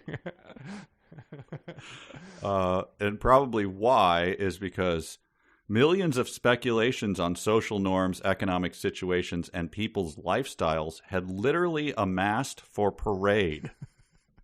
Literally. Right. Was that an article? You've got to have a parade to announce the super constitution? I guess so. Brand, you get more science in this whole thing because it lays out like going to Joshua Tree and like attempting to sort of eliminate their location, because they do have a physical thing in Joshua Tree that looks like a honeycomb attached to a tree that won't fall down in a storm. That is the whole thing hinges on. That I think they considered a satellite, but I thought that would be too easy to like pinpoint the direction of. We spent 4 paragraphs talking about how maybe I could bounce these off a satellite to mix things up. And it's like, nah, what if we do this? Yeah. And I think it's just they go out there with like a crescent wrench and they kind of fix the thing or something. Because then they talk about let's make another couple of these things and put them in other Joshua trees. Mm-hmm. Yeah. Or maybe, go to the local Baptist church that has the highest steeple in town and pay them $100 a month. Can we put a killing ray up in your like mounting a helium antenna on top of a phone antenna. But there again, we are reading this chronologically. So the presidents of the three, the no joke nations have agreed to all these demands. And then they sort of wake up where they're like, oh, crap, like, we ought to figure out where to place these things. Like, it's something you should have sorted out before you started issuing, demands about revamping the entire world government. Yeah. When you go to extort the whole world, make sure your killing rays are set up exactly. It's just common sense. Like, don't... there's probably like tin foil wrapped around one of the... I can't get it to point towards Russia. Like, just put some aluminum foil around okay, yeah, now we can kill them. Yeah. Oh, Mr. Lee, we're really going to need a increase in our budget to get this whole thing to work. Otherwise, we're dead in the water. We're going to have to disappear like that person in hiding. Figuring out this trigonometry and stuff, like, where should we put the new killing rays, we get this, which made me say, are we sure they're human, these characters? Brenda turned her face towards James at the word of trigonometry, seemingly raising a question about the matter. James's eyes blinked at meeting Brenda's gaze. James smiled a little and then talked. So these are like Muppets, like meeting for the first time. Yes. Ha ha ha ha ha ha. Trigonometry. Do you like Wilkins coffee, Brenda? Just bizarre. Yeah, it's very odd. In a smarter book, these would have been like all like super geniuses that didn't have social skills or something like that. So they were trying to like overcome that as they worked to do this. But no, we've seen them. They're the most popular people on campus, banging, fighting, Olympic gold medals. But they're in a post-sexual glow, right? Yes, right. Every time that we're talking about them, that's what's just happened. Yes, exactly. So yeah, maybe that's just James is coming out of that daze right now. Yes. We get a really good aside because they discuss this issue of trigonometry. They decide where to put it.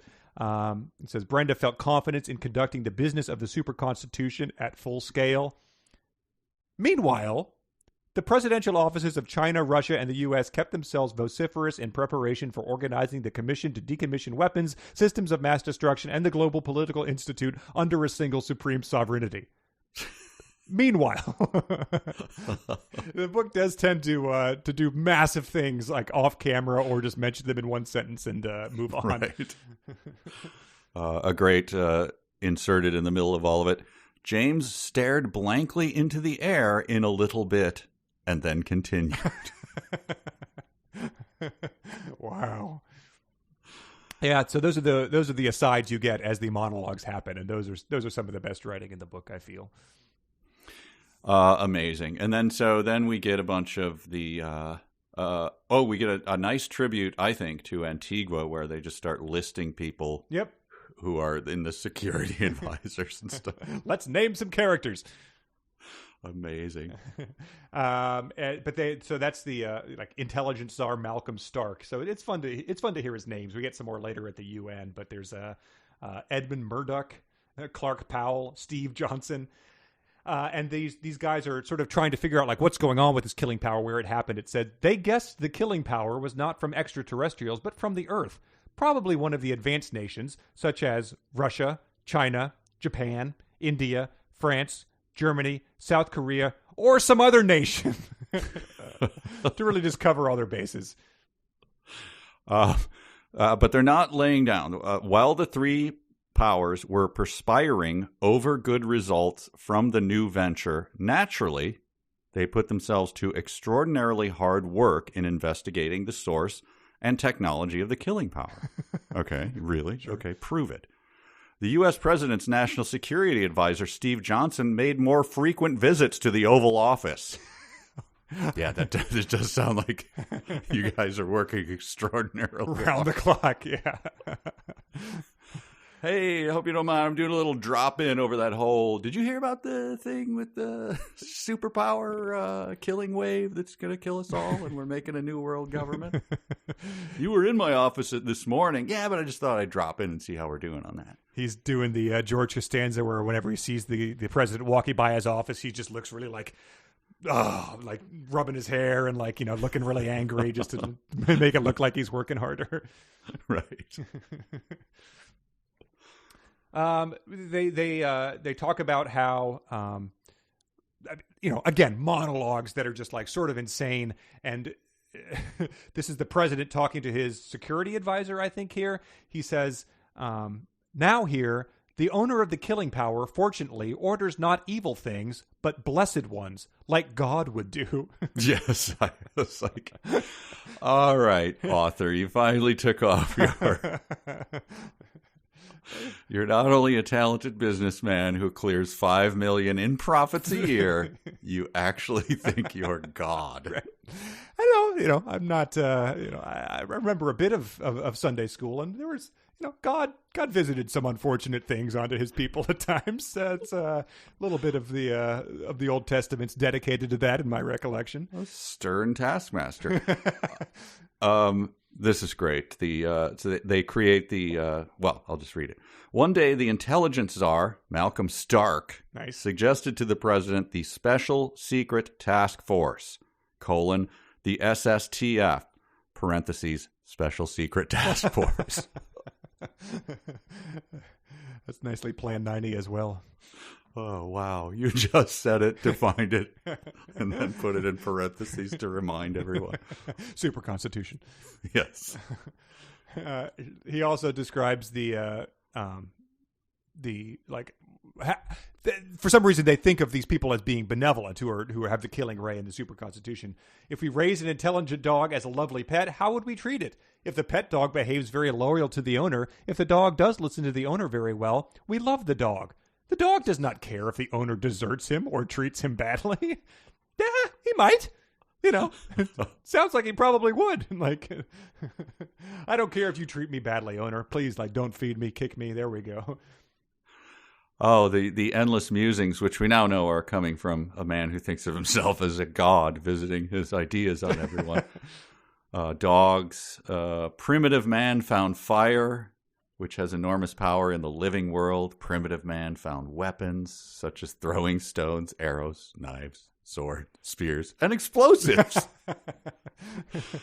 And then he goes on, and then we get this deep philosophical stuff. I mean, is this he's just quoting David Hume now? I don't know. When a guy realizes he gathered an enough killing power, that's not a typo, gathered an enough killing power, to tell his will to his neighbor, he invades into his neighbor to tell his will. Yeah, I think that's Sun Tzu, Art of War. Yes. How about this one? This is a saying as old as time. Human beings will never give up their strenuous and conspicuous efforts to find out the source of the killing power, even though they know they are under surveillance from the source of that killing power.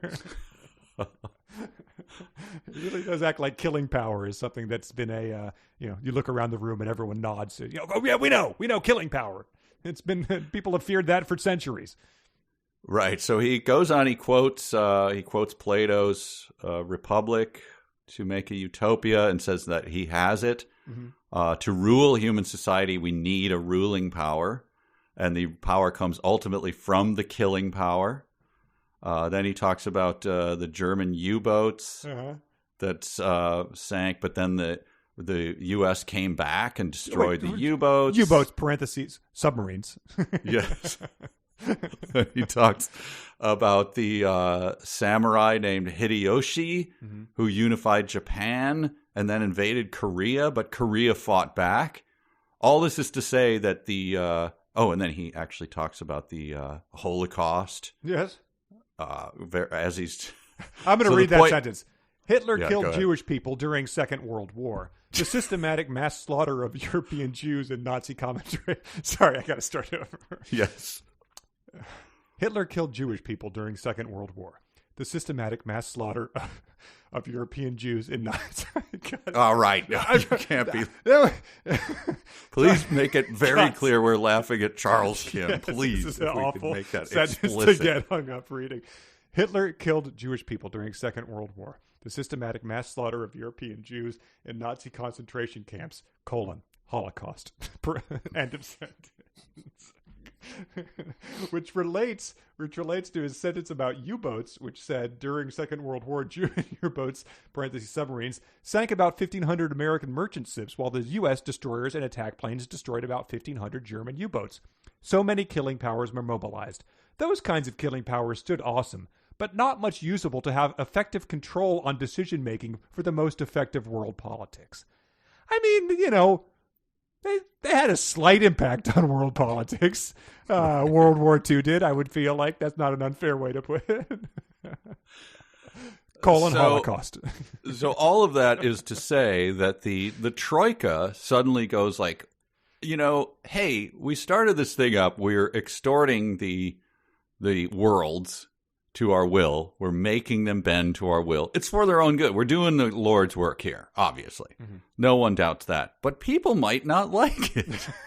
And they might fight back. And so, once again, the banality of evil. In case somebody tries to approach our secret technology, even though we have already warned them, we have to take a decisive and fast action. I mean, we have to get rid of her or him immediately by sending the killing wave to him or her to let them know we are conducting serious business. So no one would try to approach us in any manner. And so let's gavel that meeting closed and let's go and kill 10 million people. Yeah, but first, sweaty sex.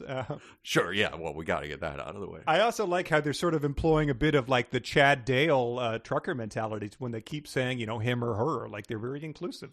Yeah, that's nice. Yeah. And the chapter ends with The Troika and Michael Lee did not get involved in actual management of the processes in the globalization of the superconstitution. That alone could provide substantial objectivity with their judgment. And their whole interest in the globalization with the superconstitution came from a naive concept of their technology's contribution to the simple justice. Clear vision without any greedy mind can bring justice. So he's essentially saying like, they're just naive about this whole stuff, and that's a good thing. They haven't really thought a lot of this through. They're just these pure souls going in here to a killing power to unite the world under one language and kill anyone who stands in their way. Well, it's just, omelets, eggs, like Pol Pot thought the same thing. You got to start from a clean slate. So let's wipe out a city. I mean, what's the big deal? Oh, that's the end of Article 7. Yeah. We got one more article to go. There's a lot to cover, so let's just keep right going. We got some talking at the UN, a lot more characters. I don't think we're going to come anywhere near what's it called, Antigua, but it does introduce some fun ones here. Oh my gosh, this is the chapter in which characters get up and introduce other characters. It's amazing.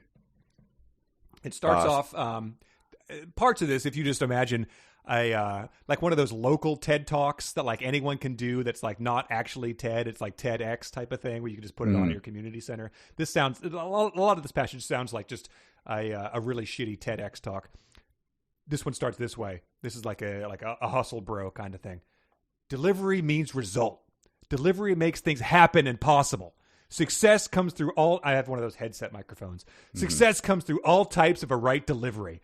All sorts of desirable physical movements depend on the right method of logistics. Without a right delivery, a promise ends up empty.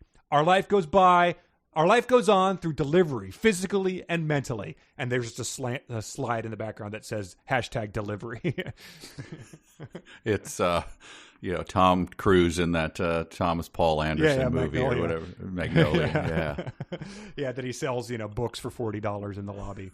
Yes. This is, I think, where they reveal that it was Miss O'Hara, I think it says. Not only 3-power security team, but also many worldwide scientists focused their curious attention on the electronic waveform from Miss O'Hara used and the existence of a cell-disturbing wave to cause death. How on earth could somebody deliver her or his voice without a trace? How could they manage the listening device through the radar beacon? The 3-nation security team made a strenuous effort to figure it out. No one could think of any clue. But man, did her voice sound hot. Oh, they pretty much say that, right? Every class of sophisticated and up-to-date modern gadgets was mobilized to catch up with any clues of Miss O'Hara's voice, but only darkness and labyrinthine enigmas permeated everybody's brain. And then they get into a discussion of... so this is the security czar, Steve. Talking to... Yes, Steve and Malcolm? Yeah, Malcolm. Steve's the security czar, and Malcolm is the intelligence czar. So they're talking about it, like how do we find out who this woman is, etc. But in the middle of it, our security czar, who's, this is serious stuff, the commission of the WMD and the Global Political Institute are not a bad idea at all. I'm quite alarmed that our security czar is willing to cede our sovereignty. Well, maybe not your call, Malcolm. Right, yeah. You work for us. Hey, this Miss O'Hara is no joke, man. So they try to find out who's behind the voice, and then we get this sentence. And Grandpa, you've been warned already. I've had enough of this crap. All right. Steve got pretty much excited at the words "behind Miss O'Hara" and asked Malcolm what he thought of the SSTFs. He did that on purpose, right? I don't know. Yeah, because he says we'll progress to the point that we can guess who is indeed behind Miss O'Hara. And after Steve gets pretty much excited about that, Malcolm slowly started to open his mouth after a little pause with a slight sigh, which is a very weird thing to imagine. Talking about moist lip sounds. Yeah, behind Miss O'Hara. Little something for Daddy. But of course, the Troika has been monitoring everything here, which is something they can do. That just sort of is slipped in here after this whole discussion. And so they're like aware that the people are trying to figure out who Miss O'Hara is. But I don't remember if they actually specified it. I think we're just meant to pick up on it. I guess he trusts the reader's intelligence. Charles Kim does. They do not specify it, and that would have been would have been a moment to talk about their work as being Miss O'Hara and the decision, and like that would have been fantastic if he had gotten into what should we call this alien from a distant star. True, yeah. James opened his mouth, turned his head, turned back around, smiled slightly, and said, "How about Danny?" "That is a good idea," said John. "Miss O'Hara is better." That would have been that would have made for fantastic prose. Yeah, but you don't need to explain where it came from, but at least show us how they came up with it. Like, yes, or name it after their advisor at Brown University. Right. Well, it gets into a convening of the General Assembly at the UN, which attracts the largest audience ever recorded in history through worldwide TV media. People around the world were glued to a TV screen. So people all over the world have suddenly developed an intense interest in what is essentially C-SPAN. Yes, and this is going to be a meeting. I mean, this meeting is incredible. But as far as attendance, the Super Bowl, go to hell. The World Cup, eat me. Yep. The final episode of MASH. Yep. You rot in hell. Avengers Endgame opening weekend, Yeah, please. Nothing. Everyone is tuned into it. It's like they used to say that when the Lucy show was on, they used to have to, pump the water supply during the ads because people would flush the toilet at the exact same time all over the country. Don't know if that's true, but that's the rumor. So that's what's happening here. The entire world is tuned in to Assembly Hall. And they've got their bingo cards. They're like the office pools. Like will Boutros Ghali have a blue necktie or red? People are gambling on that. It's just they've really like captivated everybody. And there's no sense that the Troika said, "Watch this insanely dry meeting at the UN, or else we'll killing power you." It's just people are suddenly well interested in geopolitics. Super excited, yes, and like you said, parties. With the wall boards and stuff like that, I'm buying grid number 3, and here we go. And it starts off with again, we'll use it for the third time. Starts off with a bang. Ladies and gentlemen, my name is Glenn Marshall, Ambassador of the United States of America, one of 3 chairs of tonight's event for the public hearing of the Super Constitution. And then it goes on, and then. I like that they introduce themselves, these ambassadors, like a maid of honor speech. Like, for those of you who don't know me, I'm Jill, and I've known, Karen since, the 3rd grade. Yeah, this seems to me like, what if you had wandered into an endless thing? Have you ever gone to, like your nephew's in a play and like, I got to go to the play. All right, here I'm at the play. 3 hours are over. And then suddenly it's like, and now we'd like to bring up our beloved director. Here she comes. Let's bring her up on stage. And then they give her flowers, and then she makes a speech. And you're like, God damn it. Please. How did I get? So this is like an endless version where you're stuck with like, I don't want to hear anything from Glenn Marshall. But then Glenn Marshall immediately, the General Assembly Hall echoed with deafening silence.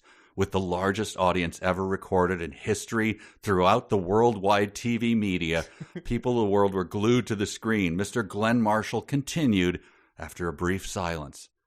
Ladies and gentlemen, Mr. Giorgio Provansky, Ambassador of the Republic of Russia.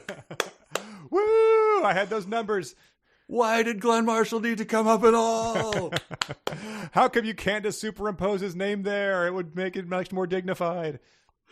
Oh, well, and then it continues. Giorgio Provansky has some good stuff right here, because essentially this is where they're introducing the world to the Super Constitution. They're going to tell everybody like what it involves, what your new governing body is, what your new language you're going to have to speak in 5 years is.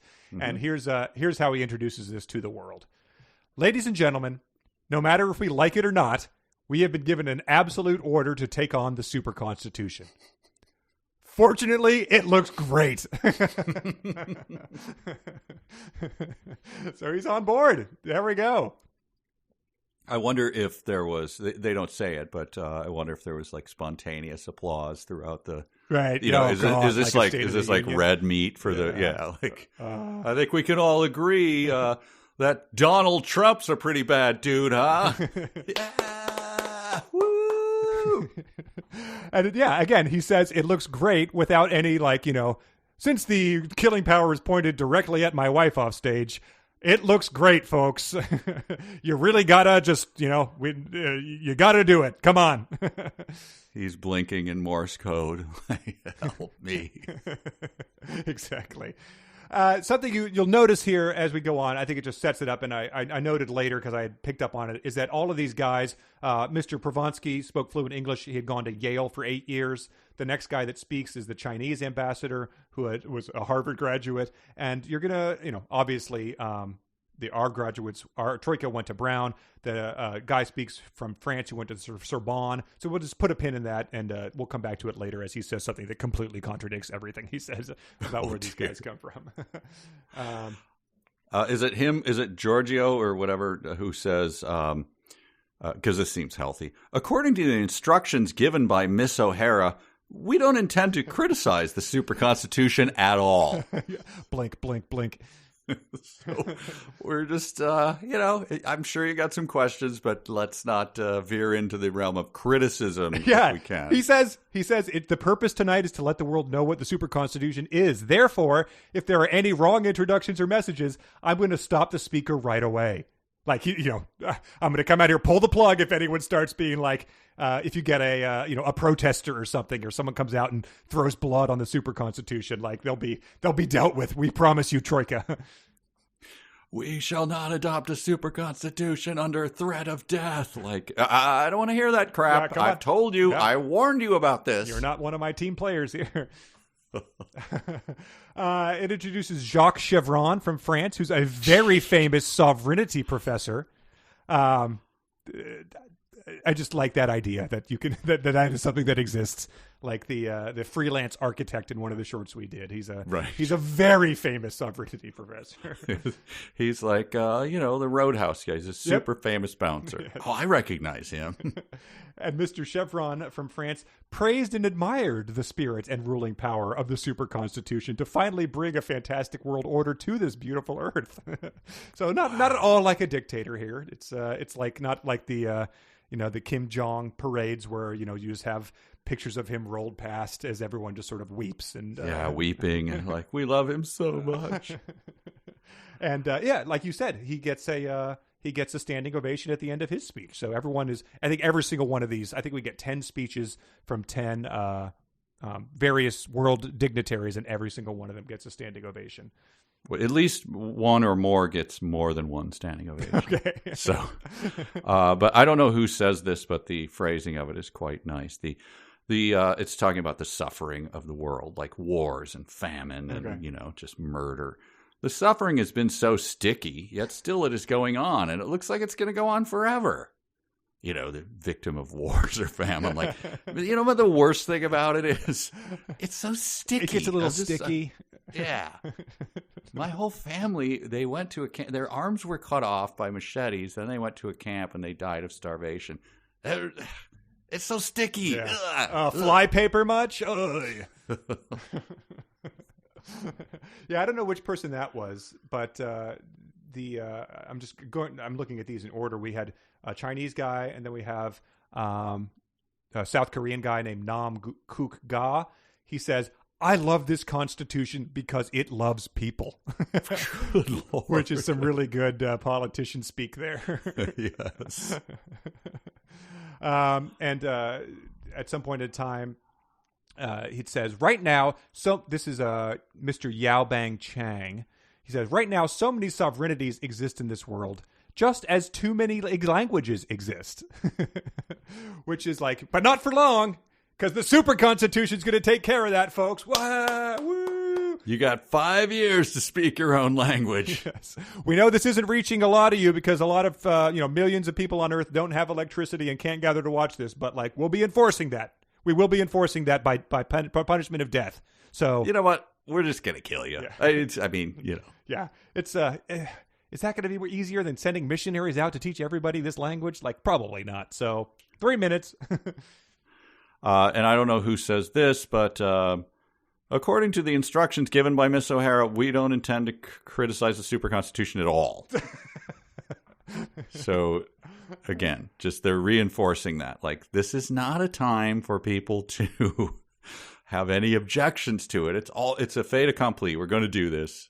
So what we want to do is just get people up here to praise it and then give standing ovations. Yes. It's very spooky. Do not taunt Happy Fun Ball. Like that type of... Yeah. Here's one that makes you think. Hundreds of sovereignties and languages had sprung out, but nowadays, the Earth means a different environment to humans. The Pacific and Atlantic Oceans are only big rivers to cross. And so it says we need new order, new law, new constitution, and a new language that facilitates our modern life. Which, I think that was in the Super Constitution. So it's I guess you're just laying it out to people. It says, sure. With the Super Constitution, we don't have to worry about so-called corrupted politicians and inefficient bureaucrats. This time we're getting it right, folks. Under threat of death. All right, so we got Nam Cook Ga.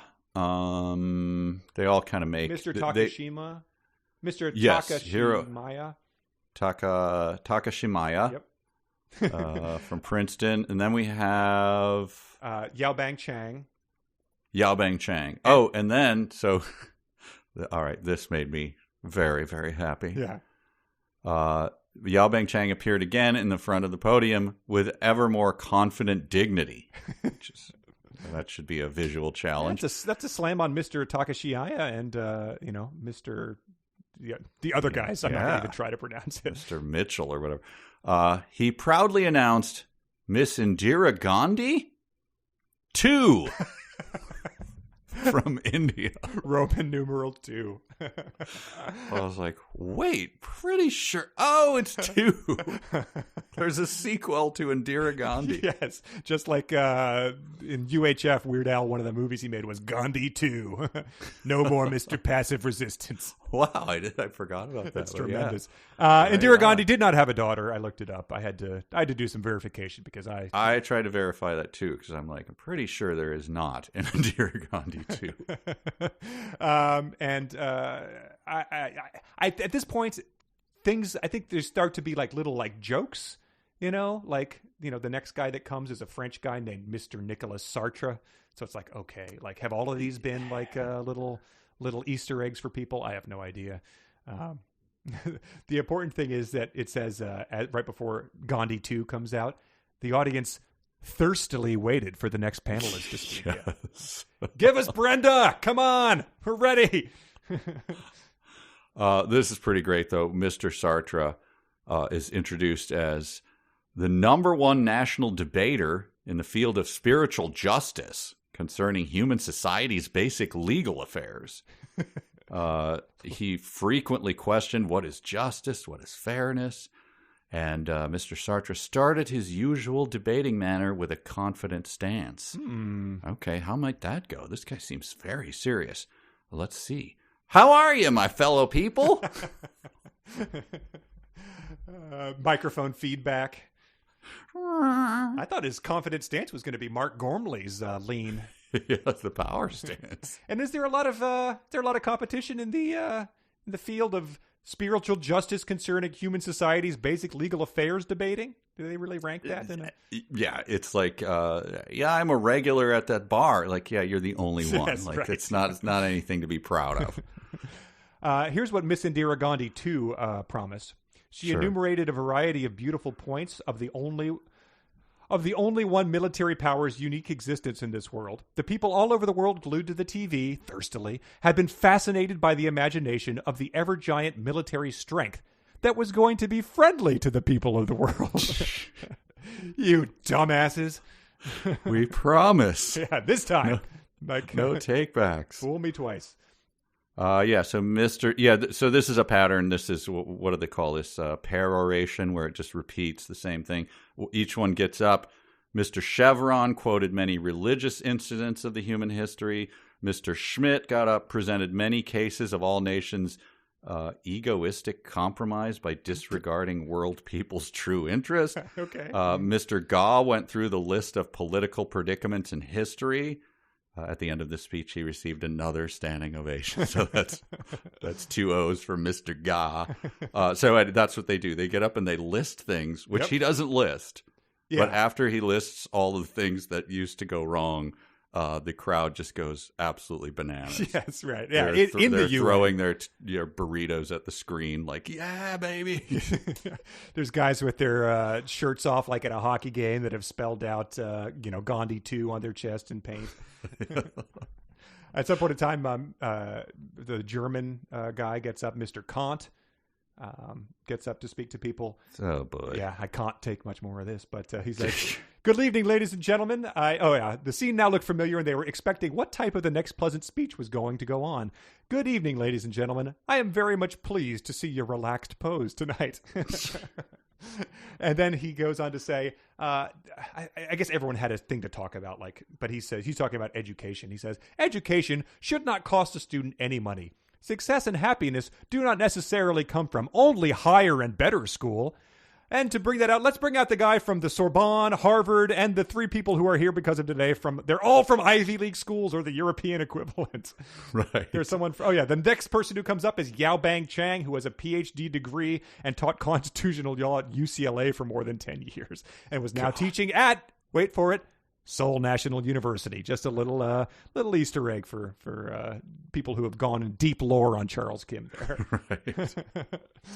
But the education guy, who they just love, I forget what his name is. He says, Kant.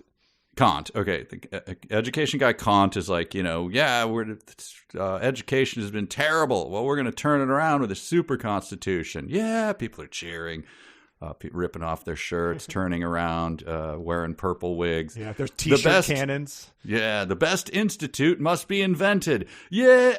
Oh, you haven't done that yet? Why are we cheering? Yes, really. What else have you not figured out yet? Like, do we even know what language we're all supposed to be speaking in 5 years? That wasn't really enumerated. Oh, crap. I've been doing Duolingo in Irish. Jeez. We're doing the wave for like the 40th time. What are we waving for? You guys haven't thought this shit through. Right. And then they bring out the guy who's the PhD in constitutional law who has to be, ladies and gentlemen, this is madness. This is utter madness. I'm the world's foremost expert on constitutional law, and this violates every possible thing that's going to go wrong with this. Yes. Is that the guy who I think is his greatest name? And I wonder who this is referencing. I'm afraid I don't. I'm not erudite enough to know. Dr. Sonny Jinho Bang. Yeah. Who was educated in Los Angeles from the age of 6. Hey, look, Mr. Sonny Jingo. That'd be something you yell at your kid or something. That's right. The full middle name when he's in trouble. He's great though. This is something, imagine what this looks like. Dr. Bang was of short stature, but well built around shoulders and neck, and gave a bold impression. So he's like I don't even know. Like he's just a thwomp from Super Mario or something like that. Just it's I don't even know if AI could come up with a drawing of that guy. Well, the challenge is out there. He goes on to say, this is a Bob Craney kind of sentence. Ladies and gentlemen, there are many public enterprises, the heavy size of 800-pound gorillas, which have no boss, and there are so many public administration offices which neglect efficient services to the people. What? Huh? What? We were cheering for the gorillas. We sort of lost track. That's a weird metaphor, man. Yeah, now that you mentioned gorillas, I'm thinking of your thick neck and bold stature. It's weird. And then it goes on to say, Dr. Bang told his stories about the representative misuse of public enterprises and public administrative offices, which produced a roar of laughter from the audience. So, believe it or not, that's he tells his stories about representative misuse of public enterprises and public administrative offices and just kills it with the audience. Like prime Eddie Murphy in the 80s, just people going nuts for it. And I sort of wondered how that was possible, obviously, that he's essentially just trotting out his tight five here, and the dark web, believe it or not, has a transcript of all the other parts of this. Charles Kim only put in the highlights, obviously, but they had the sort of like full meeting minutes here from the UN. Yep. Oh yeah. It's they had like the court stenographer there. So this is a long chapter with a lot of words and a lot of speakers, but the dark web thought that expanding it even more was a good idea. Yeah. It's yeah. Okay. Well, this is how the world governments formed going forward. So it's sort of important to preserve all of this. Sure. I just hope we're not building a heavy 800-pound gorilla. But well, that would be awful. But yeah, sure. So they didn't like reenact this. Surprisingly, I don't know why, but I figured maybe we could just perform his stand-up routine here. So yeah, let's just we can alternate. We'll present Dr. Sonny Bang's stand-up routine in front of the UN that was just triggered rapturous laughter. Sonny Jinho Bang, please. Sorry. Yes, yeah, of course. Right. My friend asked me, hey, you ever see any representative misuse of public enterprises? Yeah, I work in a public administrative office. That's like asking a proctologist, hey, you see any asses lately? Huge laughter. And then he goes on. But seriously, if there's so much representative misuse going on, why don't they just build the whole enterprise out of the administrative office? Guy says to me the other day, why the hell are you representatively misusing that private enterprise? Whoa. It's a private enterprise? Maybe somebody should label these things better then. Did walk in on my son misusing a private enterprise the other day. It's called locking the door, boy. Give it up for Indira Gandhi too, though, huh? She's the best follow-up since representative misuse of public enterprises and public administrative offices, the squeakquel. You ever notice how public enterprise... hang on.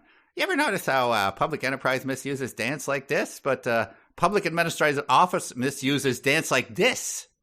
Oh, yes. They are different. They are. So what's up with Smurfette? Yeah? She's the only girl Smurf. What happens on the night of Smurf prom? One guy takes Smurfette and all the other guys sit around and misuse public enterprises and public administrative offices? All right. The other shows I like are those shows on TGIF. That stands for Thank God It's Finally Time to Misuse Public Enterprises and Public Administrative Offices. Yeah. I haven't been doing a lot of dating lately, but it's gotten so bad I asked a prostitute to misuse my public administration offices, and she paid me not to. All right, well, I'm going to skip ahead here. You hear about that congressman who ran on a platform opposing the representative misuses of public enterprises and public administrative offices? Yeah, he won his primary in Fantasyland. What's up with all these streaming services lately? Disney Plus, Discovery Plus, Paramount Plus? What's next? Representative misuse of public enterprises and public administrative offices Plus? All right, folks, can you imagine if Christopher Walken worked in a public administrative office? I think it would go a little something like this. I'm sorry, we don't allow any representative misuse. Try the public enterprise down the hall. Yeah. And what? Pretty good. And why haven't they made a fourth Austin Powers movie? Some hot chick would be like, hey, Austin, you want to misuse a public enterprise and public administrative office? And he'd be like, yeah, baby. Holy shit. Can you believe this PC culture, though? I told someone the other day they needed to knock off that representative misuse of public enterprises, and they said, the preferred term is archetypal maltreatment of communal operations. Yeah, kids these days. What an entitled bunch. They hand out participation trophies left and right. Not me, though. Nuh-uh. Not after I learned what it would cost to engrave for participating in representative misuse of public enterprises and public administrative offices on 25 trophies. Woo! Ladies and gentlemen, Mr. Sonny Jinho Bang. So funny. Bring it back. I don't want to hear from Mr. Schmidt anymore. You're not funny. Oh, wow, yeah. Well, he got 2 standing O's. Yes. I think well deserved. Oh boy. What is left? My God. I think they get into some taxes. Just. Oh, the guy who speaks. Just I only have. I guess I have. Oh, I have 2 more notes. Okay. We're almost done. The guy who gets up. Maybe this is Jin Ho Bang. I don't know. No, This is Dr. Hideyoshi. Yes. He goes, frankly speaking, I love capitalism. Woo, capitalism. That's his start, yeah. I appreciate capitalism. Woo, capitalism. Because it's the only way to develop our prosperity, considering egoistic human nature. Woo, capitalism. Yeah, I'm with you, John. That guy in front gets it. However, socialism must be applied for the humanitarian purpose. So, I guess I was misleading you. He goes on to say, ladies and gentlemen, here we have very useful resources and leverage. The tax reform. Oh, wait, it's still not this is not the stand-up still, huh? This guy's, he's just actually going to talk about tax reform as this meeting enters its 3rd hour. People were so much excited on this incentive taxation introduced by Dr. Hideyoshi. Standing ovation went roaring on. A tectonic shift of their emotion. Considering there has been 24 standing ovations already, this is, you can see how this one is more tectonically bigger. They actually say a few times, like, I wish there were more speakers. I wish that this went on longer. And the crowd is like, yes. Amazing. Yes. Dr. Sanjay Chandra from India took the podium amid a vigorous mood of the General Assembly Hall. It was now almost in a feasting atmosphere.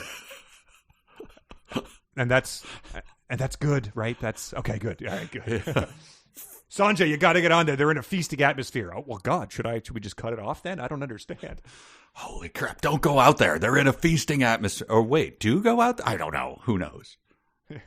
And he's the last person to talk.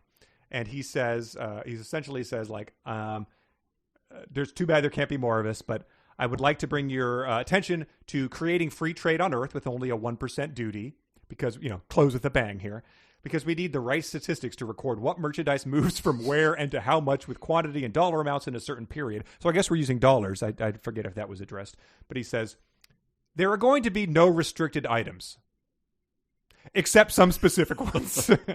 I didn't hear the second part, so I'll just cheer. Woo! Yeah, I'm already going to be selling my rhino horns and, the giant panda wangs for aphrodisiacs. I hope those aren't the specific ones.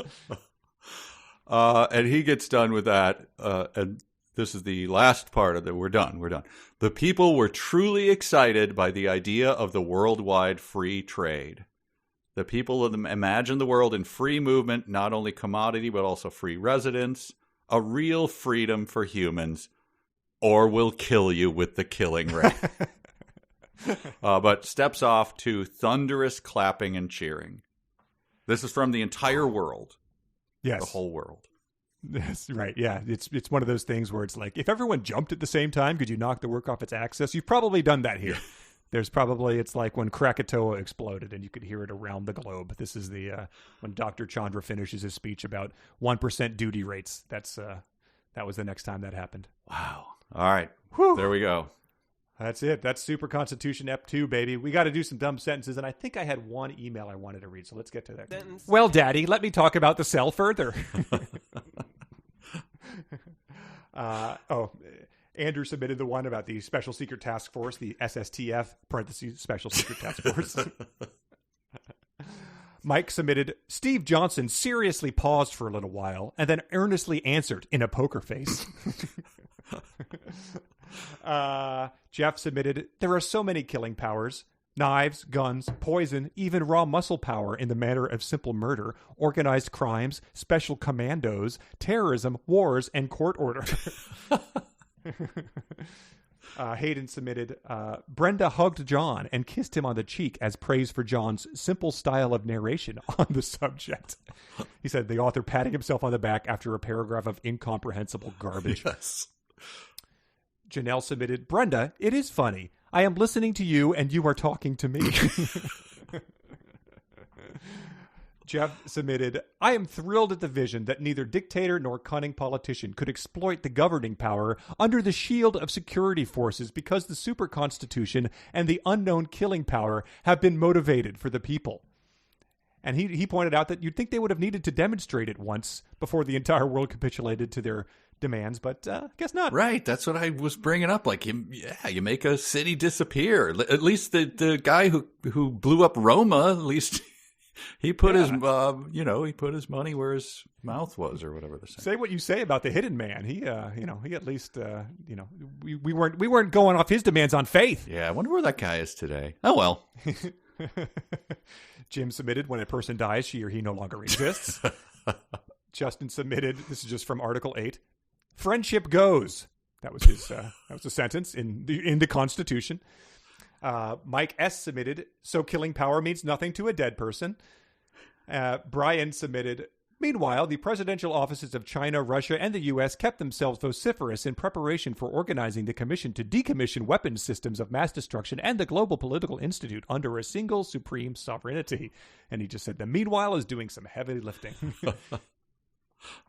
Craig submitted, this is a parenthetical, the Wave 1 in page 80 identified human DNA like a fingerprint through its radar beacon by the delivering means of dark matter, and the Wave 2 in page 80 established audiovisual facilities to communicate with the spot the Wave 1 locates. He said, it's the first work of fiction I've seen that references itself by specific page number that's not a choose-your-own-adventure story. He says his favorite example came a bit later on page 113 when Kim felt the need to refer all the way back to page 110. And Ross submitted the one that we just covered from Dr. Bang about the heavy size of 800-pound gorillas. Oh, nice. Yeah, I mean, this is one of those books, we've said it many times, but truly, I think every sentence could be on the block to be the dumb sentence of the week. I mean, more so, right, than Forrest Gump or whatever. Some sentences did some lifting. They were like, sure. Then he went over here and asked around. I mean, that's funny enough, but this is just like every sentence is like, what? I had one, I think, that didn't get used. John Smith made a pause in his dry scientific talk and emphasized with a pleasant smile his logic about the uncanny knack of the theory of the wave function and molecular characteristics. Mother of God. The stage directions, the adverbs, it's just incredible. Man. All of mine were burnt, and we've had plenty of these, so we're good. We're going to the party. We're going to the game. We're going to the disco. We're going to cruise out, man. All right. This is from Beth, which is a pseudonym for reasons that she makes clear. She says, newer listener here, working my way through the back catalog. Your podcast made me realize the most horrific thing. Ernest Cline changed the trajectory of my life. I honestly don't know how to feel. When I was 11 years old, I saw a certain movie with my family. Seeing as how I was a sixth grader with no taste, I enjoyed it a great deal and ended up rewatching the DVD over and over. In particular, a reference to Legend of Zelda in the dialogue intrigued me as I had never played the game before. I picked up a used copy of Twilight Princess and became obsessed with Zelda. I began writing innocent yet horrifically stupid Zelda fanfic and posting it to various websites, and from there branched into wider fan communities. Though I mellowed out as I got older, I still remained active on these forums. In college, on one of these forums, I befriended a fellow enthusiast with a username so dumb he would be ashamed if I shared it. 5 years later, he is now my fiancé. The movie that sparked this love of Zelda? It is, of course, Ernest Cline's Fanboys. Oh. I hadn't thought about this movie in years and will never willingly rewatch it. I never knew it was penned by the same man who gave us such literary genius as lubed up sex robots and prince battles, even dumber than my own garbage fan fiction, but everything makes a disturbing amount of sense now. From Beth, a pseudonym. I didn't tell my family how we actually met. As far as they know, we met in a bar. That's fantastic. Watched Fanboys again and again? Yes. Did we not once threaten to live watch Fanboys? We did. We watched it. That was the one where, like, did we watch it? William Shatner in a casino, yeah, and it had the girl from The Good Place that ended up in the Slave Leia bikini. That's the thing I remember. That's how much I do not remember. It was just crammed full of like, hey man, don't be a bitch. We got to make the Kessel Run. You know, when the Kessel Run was like getting to McDonald's before they stopped serving breakfast or something. You know, that type of thing. See? It was awful. See, my brain's ability to wipe out things that I do not want to remember. I guess it's good. That's great. Yeah. Well, best of luck to you on your nuptials. I hope I hope no one ever threatens to tell your family the true way of how you met under punishment of killing Ray. That would be a shame. Yeah. Don't look at the Joshua Tree National Park, by the way. You're fine. All right, people. Well, that was Super Constitution Episode 2. Thank you for Patreon supporters. Thank you for Dark Reb reenactors. We'll be back with more of this soon. I can't wait to see where it goes. It literally could go anywhere, and I would not be surprised. So I'm very excited. But thank you all for listening. And I know that, at least anecdotally, I know people are reading along. So I'm encouraging that. Please read this one. It's spectacular. It really is. We'll be back again. Thanks, everyone. Bye.